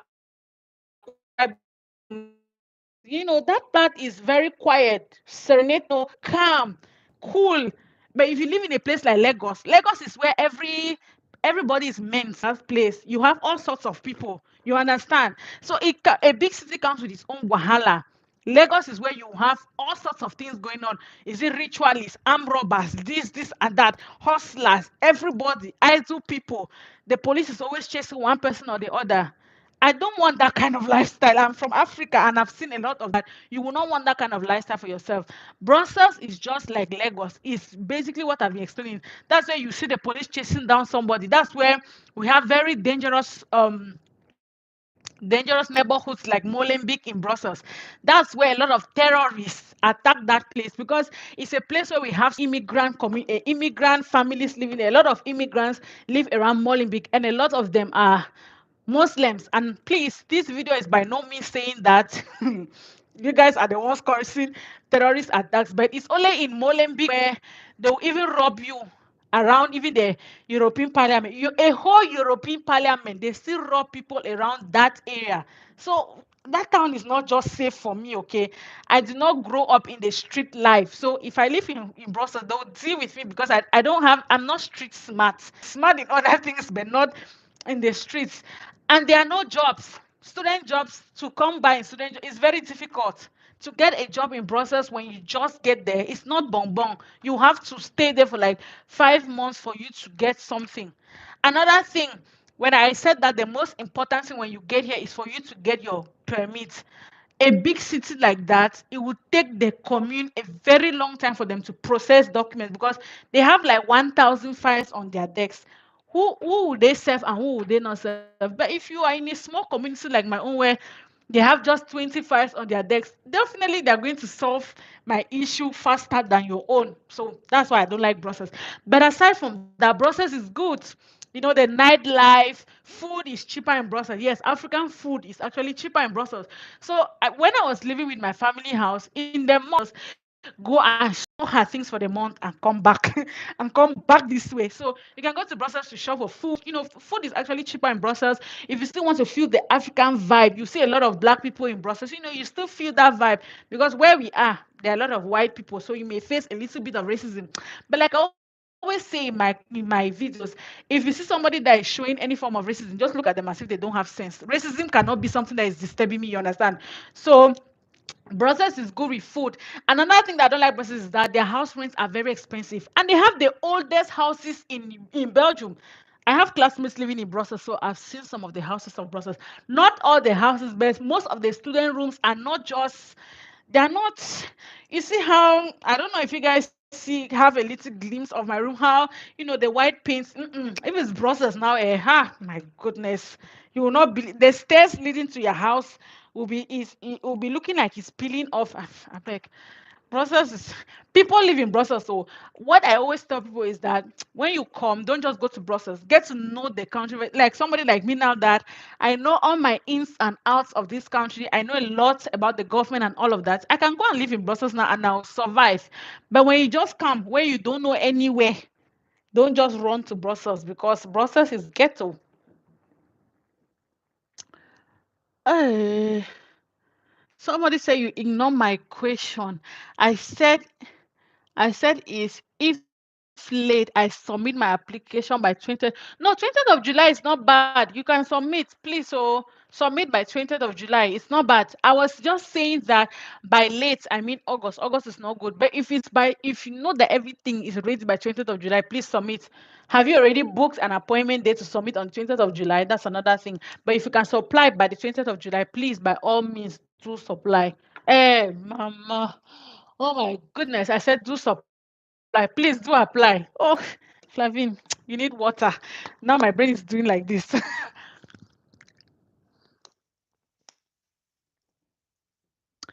uh, Yeah, she probably didn't. Yeah, I didn't see it. Sorry. I think I've explained it now. Okay, thanks. For now, I am struggling to get a room in Leuven. I got accepted to UC Leuven. By the way, congrats. Leuven is actually another very good student area. Okay, I have people who study in VUB. Most of them live in Leuven. Yes, I have like so many classmates that live in Leuven. So when it comes to Leuven, you're good. They have so many student jobs, but mostly the student jobs there are restaurants and all of that, which is still very good. Okay, Leuven doesn't really discriminate, even though they speak Dutch is the official language here, but they don't really discriminate. They know that it's a town where there's a university, so there's definitely going to be a lot of people coming in. So Leuven is good. You can actually live in Leuven. So some of you that want to live, that are going to VUB, you can stay in Leuven. Oh, Leuven is another very good place to live in. So you can reduce your house searching to in Ghent and Leuven. I don't know how I'll be able to get a room around Leuven or anywhere near Leuven, because when I apply for a room and send a message and send a message, they don't reply. So I don't. That's the thing. They will not reply. I call. We need to call them, okay? And you cannot call them from Africa. Immediately you call them and they are seeing an African country code, they will not pick, okay? I don't know how we are going to set this house issue. Maybe we should just do, I don't know if it's a Telegram group, and decide on how we are going to work on this house issue, because I don't know how to help you guys at this point in time, okay? Or maybe you guys should just mobilize and rent an apartment, because in my class I have some Nigerians, and so what they did is, since all of them came to VUB and we are doing the same program, so they just became friends in the group, and they went and rented. So they're like three of them. So they look for an apartment that has three rooms. And they all rented their apartment and everybody's in their own room, okay? So yeah, you guys can actually do that. You can actually mobilize with other students that you know that are coming. And when you guys get here, you get your apartment. That's the most I can talk. I don't know what else to say. Students are still doing their exams. More rooms should open up after August. No, actually, more rooms are opening now. So many of them are already putting their signs, student rooms for rent, student rooms for rent.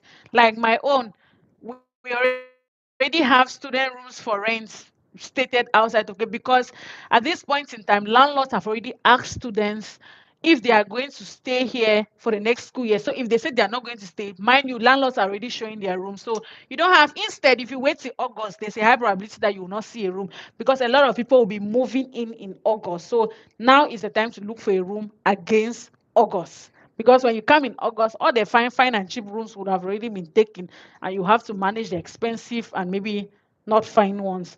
So if you want a room, it's now. If, for example, I want to leave this building and I tell my caretaker that I will not be here next month, she'll be showing my room. Even if I'm not at home, she'll open my door and show people my room, okay? So they're showing rooms now. You don't have to wait till August, because I told my caretaker that I want to change to a room and go downstairs. And there are some days I go to work, and when I come back, she's like, "Oh, Flavine, I showed your room to some people that were here." And I'm like, "Okay." Even though I don't know if I want to change the room or not at this point in time. Please, is it possible for the embassy to make a decision on my visa application demand and not inform me? How would they not inform me about the decision? They would tell you. So let me explain what happens here. So you've gone to TLS contact after you've certified, legalized all your documents and everything you've put together. You give TLS contact, right? Plus your passport, and you go. What TLS contact do is that they'll send it out to the Belgian embassy. If the Belgian embassy wants to give you a visa, they'll just stamp inside your passport, put all your documents back inside. So remember, you do so many photocopies. So they will keep some copies and send back some copies with you, okay? So they'll just send it, put it back in an envelope, seal it, and send it back to TLS. So when it gets back to TLS contact will call you and say, come and collect your file. Your visa is stamped already on your passport. Something was happening to my phone. If they've not given you the visa, you're going to see a long letter with a reason why they did not give you the visa. The first year that they denied me the visa, the reason stated was that it was already more than time and school has already started. So they are not sure that I'll be able to meet up and all that blah blah blah blah reason according to what article and nothing article. Yeah, that there was a long letter. But when you're giving the visa, you don't get that long letter. You just see the visa already stamped in your passport and maybe a small letter about COVID-19 and all whatnot inside your passport. So that's it. So you, of course, you will know the decision. And if they deny you, they'll always give you a reason why. And if you think that their reason is not good enough, you have every right to seek for an appeal. I'm also joining KU Leuven this September. You guys know what? Maybe after this live, we can create like a WhatsApp group Yeah, I think that's it. If you guys support the idea of creating a group, maybe a Facebook group, a Telegram group, a WhatsApp group, which whatever social media site that you guys are comfortable with, we can create a group where you guys can be in the group so that this housing thing can be trashed. So for those that are going to KU Leuven, probably you guys can mobilize, come together, and see how you can sort your accommodation issues. Maybe, just maybe, you guys will want to get an apartment. And if you need my help on getting the apartment, okay, you pay for my transportation and my feeding. And I go look for the room. And then you guys can, move in. That's it. I think that will solve the house issue because I don't know how else to help you guys. If you have suggestions on how to help the housing issue and crisis, let me know. I would like to hear your own ideas too. Okay. Oh my goodness. Let me let me put this other one down. Hey, wait. Ah no, no, no, no, Flavin. Ça c'est pas bon. Okay. Uh-huh. This is better. I think that thing was blocking me. The next one is what process is expected of my sponsor abroad who will be supporting me? Does does he have to send letter stating that he will be sponsoring me and his bank statement? Oh, I think you came late. I've explained this before. And what I said is that for somebody to start in as your sponsor, okay, they need to go to maybe the Belgian embassy closest to them, or maybe their commune if they are Belgians. And what they need to go there with is their 3 last pay slips, their maybe family documents, their work documents, and what again? Their ID card, that's their residence permit, and then they will tell the commune or the Belgian embassy closest to them that I want to be a sponsor. The commune will be the one to check those documents, see if they are eligible. If they're eligible, then they can stand in as your sponsors, and the commune will let them know what to do, and then they'll go and submit these documents at the commune. When the commune checks, the commune will approve the documents and they send it to you. So that's how it works with sponsorships. Any other question?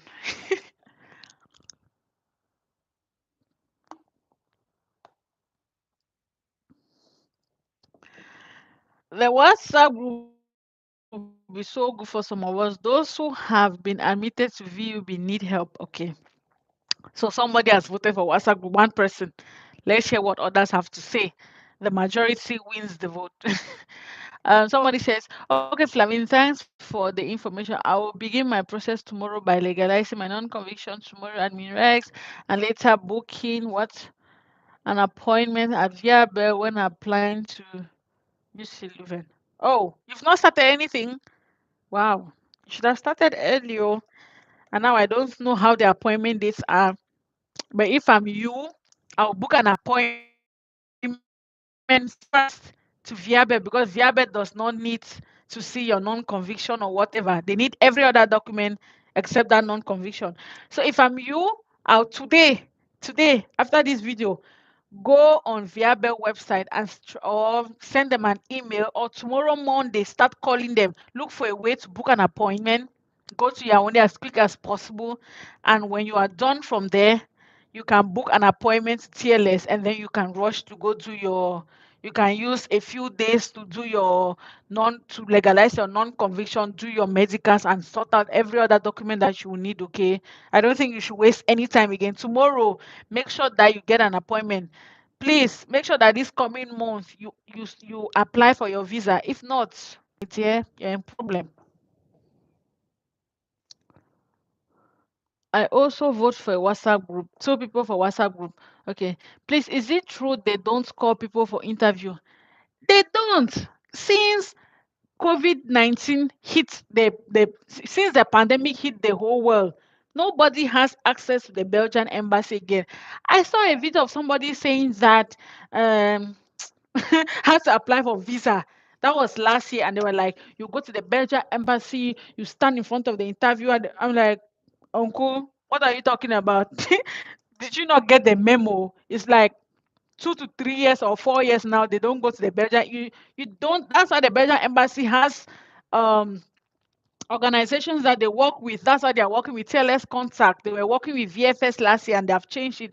They're working with Viabel because Corona, they don't want, it's document that speaks, okay? They don't call you for interview again. But what happens is that, and after this video, please go down, scroll down, you will see videos where I've explained the whole process, okay? So you book an appointment via Bell. If you're in Cameroon, Viabel is at Avenue Kennedy in Yaoundé. So that's where you go, you pay a certain amount, you get a certain number. That's where you will do your interview. And the interview is both written interview and orals. Okay. Don't fear the orals. The orals is just you merely repeating what you wrote. Okay. It's not like oral like that interviewer is the one to decide whether you get the visa or not. Mm-mm. She just has some documents. She just has some things to fill in her machine. So she will just be asking you questions to fill in that machine. It's not as if it's one big, she doesn't determine whether you get the visa or not. So the written interview, they'll just ask you a bunch of other questions. And I have a whole video where I break down all those questions. So please go ahead and check that video out, okay, so that you understand all the questions. If I start naming the questions now, this video will just take a different turn. So once you're done from Viabel now, you book an appointment at TLS Contact. It's at TLS Contact that you finally go and present now all the documents plus the ones you took to Viabel. You post it there, and then from there you weigh their decision whether they give you visa or not. Is the interview written or oral? Oh, it's both.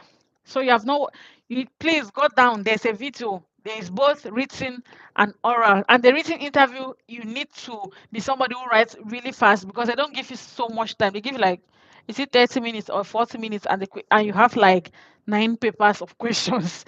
But the questions are not questions from one strange topic that you have no idea about. No. The first part of the questions is basically just asking you about your school. What's the name of your school? What program are you going to do? What's the deadline of your school? Normally, if you're going to VUB, like my school, in front of your admission letter, there's always a deadline. So when you get your admission letter, try to cram every information on the admission letter because if you go and write something else and your document is showing something else, they will deny you visa.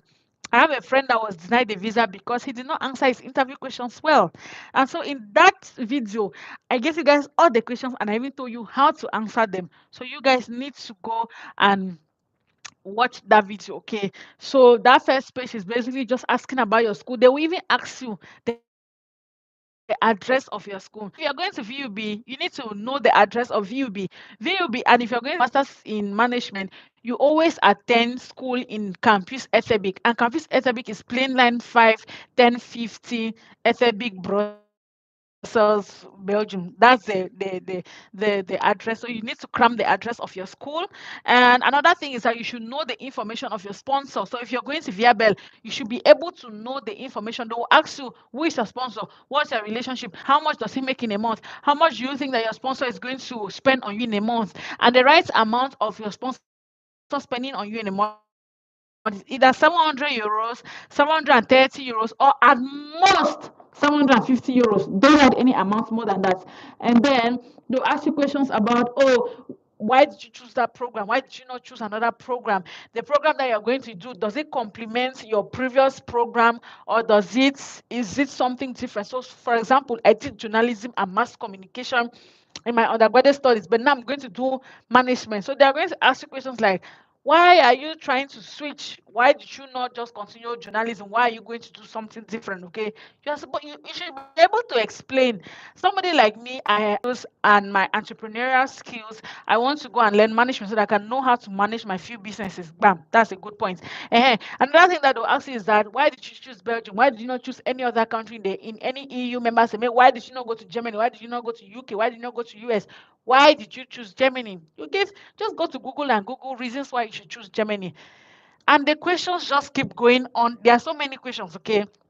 And so yeah, you should just go and watch that video. I should not say all the questions. The questions are too many. And then the oral interview is still the same thing. The woman will just be typing like, "What's the name of your school? When is the school starting?" Blah, blah. It's so what you wrote, should be the same thing that you tell her. And she will just take like 10 minutes of your time. It's not something, she's not trying to over scare you or no. And she doesn't determine whether they give you visa or not. Mm-mm. She doesn't have that power. Your documents have that power to do that. Somebody say, I also support WhatsApp group. Okay. So I guess the majority support the WhatsApp group. Please, you have skipped my question. What is your question? Please, do I need to legalize my academic diplomas after my visa has been granted? Why? No. Ah, if your visa has been granted, book a flight and get yourself to Belgium. What are you legal? Ha! The visa is the last stage. Once they've stamped you that visa, which you don't need anything again. Just book a flight and get your ass here to Belgium. What are you still doing again, legalizing documents? What's the time between visa document submission and visa? The time, the highest amount of time is 1 month. It's actually 1 month. But let me shock you. There are people who receive their own visa after 4 days. I have a friend who got his own visa after 4 days. I know of a girl that we came to this Belgium together. They called her after 1 week. But me, they called me after 1 month. So just give yourself 4 weeks or 5 weeks. So 1 month and maybe 1 month after. Because my boyfriend got his visa in 5 weeks. So it's actually 4 weeks. They always say, no. They always say give us 3 months, but don't give them that. When it's taking more than 1 month, you should just maybe you should be worried a little bit. Whoo! I've talked, eh? I have talked. Any other question? Any other thing that we need to talk about? Opportunity to ask your questions. You guys ask for questions so that we trash this whole thing today and all of us can rest so that I can go to start making my other videos. Um, if my school student registration deadline is October 15, is it okay if I come late to the program anytime before October 15? I'm not 100% sure I can get the visa in time. Aha! This is the reason why they denied me a visa, because my time was already fast approaching. Classes had already started, so they were like, they are not sure I can meet up. So that's why I always beg people to apply for visa before August, because it's good to just be on time. Because if the deadline date is drawing near, there's a high probability they will not give you the visa, okay? So just there's a high probability they will not give you. So just try your best to get that visa on time. Get it before September because school start in September. Even though they are putting October, whatever. Know that it's September. They know that most schools start in the September. So just try to be on time.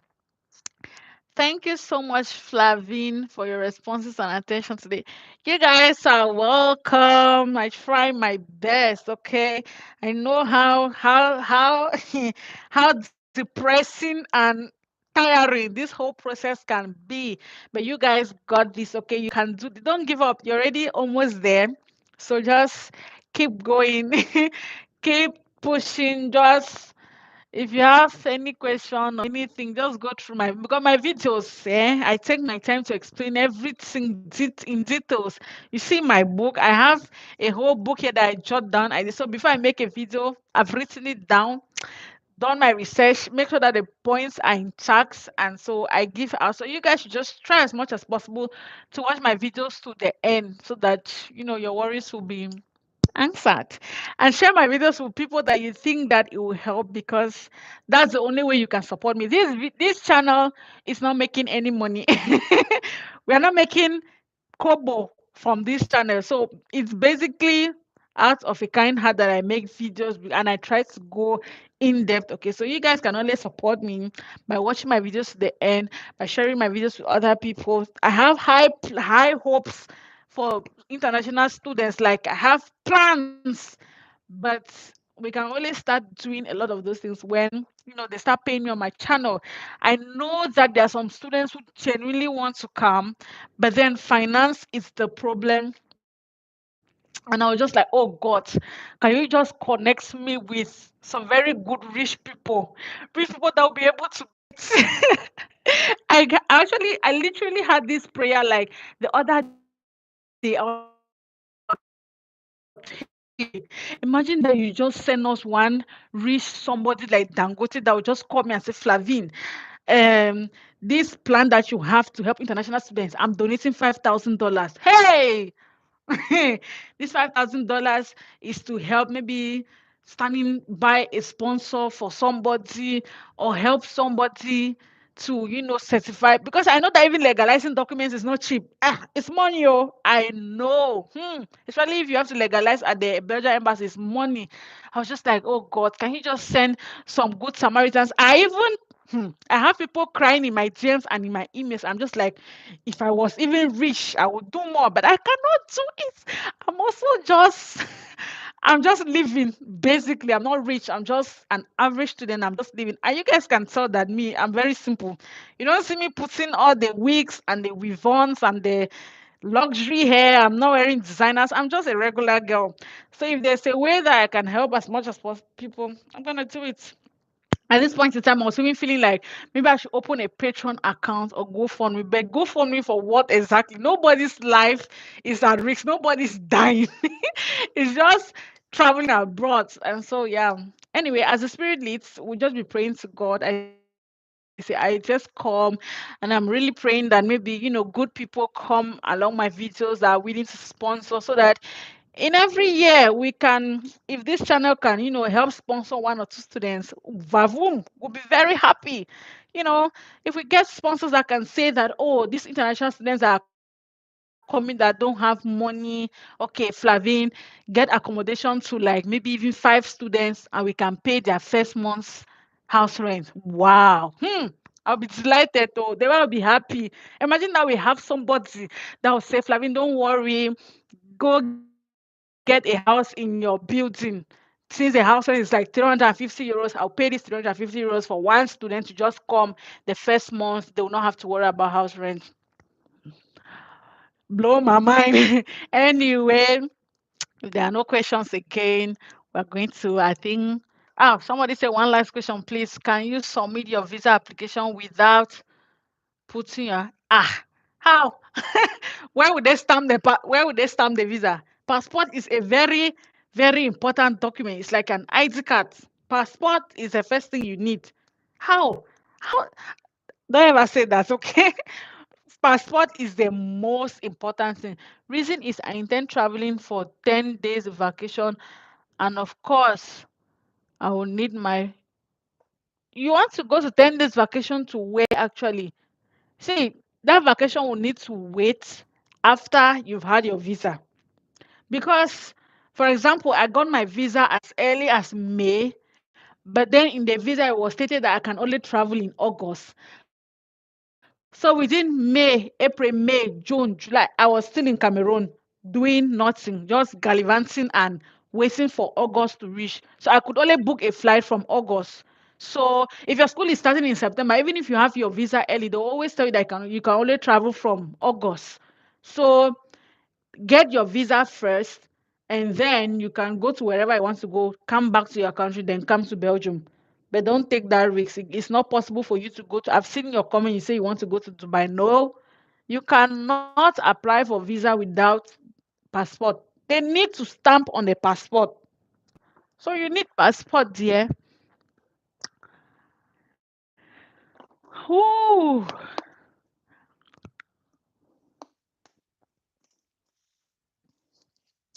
And Belgium is one country that produces a lot of chocolate. So you people come and eat chocolates. You come and drink beer. The country where you're coming to, chocolate is not nothing. You eat chocolate, eh? This whole bar of chocolate cost me €1.99. Very cheap. Whew. I'm sure the questions are done. Don't forget any question, no, because after this question, You guys have seen that I have a whole poster where I say, for any consultation thing, I'm charging you $100. I cannot. I need to charge. If not, I will not have time to do any other thing. Okay. So if this is the opportunity for you to ask me any question, because after this video, if you come again with any consultation, vavavoom, I'm going to charge you. Like people just expect that they'll come to my people will send me email. You guys should listen to some of the emails. Hello, Flavine, I want to come to Belgium, but I don't know where to start. Can you guide me? Okay, auntie. Wow. Wow. Where do I start from? How do I start, guy? If you want to know about school, about visa, about housing, about living in what exactly do you want? Where do I start guiding you? So those are the kind of video I would just say, see, if you need guidance, pay me 100 euros and have me for the rest of the day. I will talk for like 10. Maybe I did journalism. I can talk for 10 hours. So if you have your questions, ask now.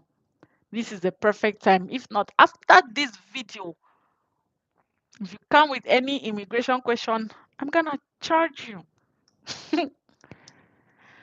Whew. Thank you guys for watching. I said you guys should share this video. I have 800 subscribers. I was even expecting like 100 people to be on this live, but the number is just fluctuating between 6 and 11 people. So it's only 6 and 11 people who are interested. But meanwhile, excuse me, I get like 10 emails a day. Wow. Okay. Please, during border checks, what are the documents the border police always checks? Border checks. Who goes to the border? Oh, you mean immigration at the airport? Okay, if it's at the airport, when you get your visa, they always put one small envelope inside your visa. That envelope is basically telling you that, oh, get your coronavirus test.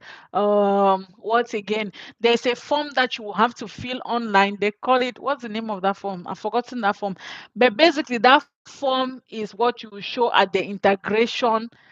God of Nazareth, I say integration. Immigration officer in Belgium. Basically, what that form is stating is the immigration officer at the airport just want to know where you're going to. They want to be sure that you're not just going to gallivant in Belgium. So when I got to the airport, I gave them the form. So the form had somebody's number in Belgium here. He had an address. So the immigration officer knew that, okay, Flavine is going to this person's house and to this address. So immediately before we could even reach the house, they had sent my uncle a message that we know that this person is in your house. So make sure that this person does their coronavirus test and every other thing. So that's the only document. So you at the immigration office in the airport, they'll only ask you coronavirus and that form. The form is not hard. It's not, you fill it online and just print it and then you take it to the. And some of you that are coming here, please, so when you're coming, make sure that there's somebody to pick you up from the airport. Because I heard stories that people get to the airport because they don't know how to use the transportation. So that video that I did about using Belgian public transportation is not for fun. So that if you come here and you don't have anybody to pick you from the airport, at least you know how to use public transportation. Okay, because they don't have somebody to pick them up from the airport. They were just gallivanting around the airport. Are you guys think they don't have cameras? They have cameras. They just saw them going around and they're like, oh, this one is going to be a liability. This one is going to bring us problems. And you're going to be deported back to your country. So make sure there's somebody at the airport. My uncle was at the airport waiting for me. Immediately I landed. My uncle was there waiting for me. So if you know that you're going to be at the airport and there's nobody to pick you up, better tell me. Send me money to book you a taxi that will take you to your destination. Don't come and remain on the airport and be gallivanting. After all this money that you have spent, they come and send you back. Hey, don't take that risk. So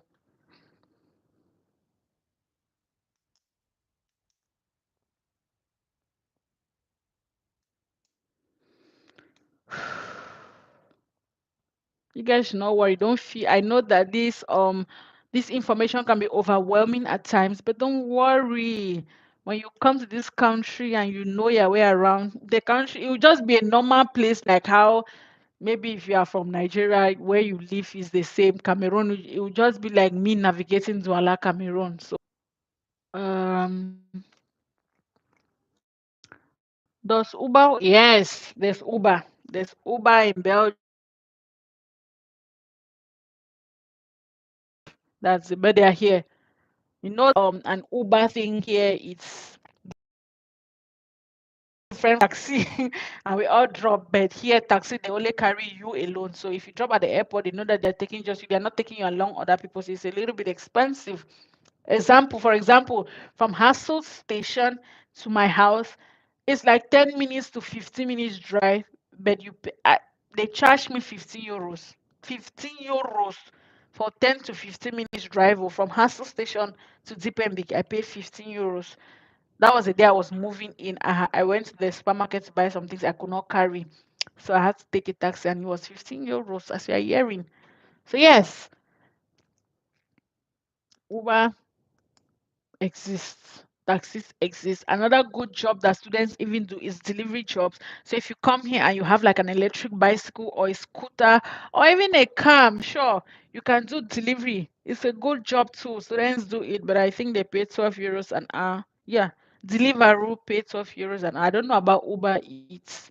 I don't know about that. I'm still working on my scooter, which is my little bike. By the time I have that bike, I'll be going anywhere and everywhere, because to have license here to drive cars.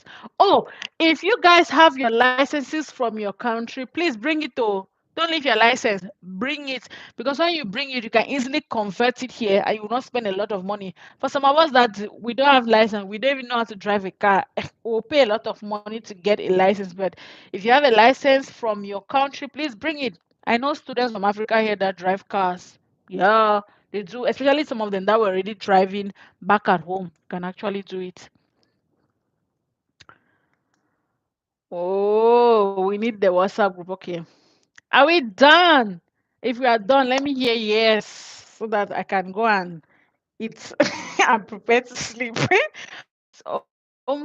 It's past 9, almost to 10 p.m. But you guys see, I don't use any ring lights. It's still shining outside. That is summer for you. Summer in Belgium is funny. In summer, 9 p.m. is still shining. But in winter, 4 p.m., everywhere is decorating. Okay, thank you guys so much for watching. Like I said already, share this. I know that it's a very long life, but share it with as many people as possible. I'm glad that I could answer some of your questions. And so yeah, I would guess I will just see you guys in my next video. Feel free to drop your video recommendations down in the comment section, the kind of videos that you want me to do for you guys. And yeah, this is Flavie saying thank you for watching, and I'm going to see you in my next video. Bye.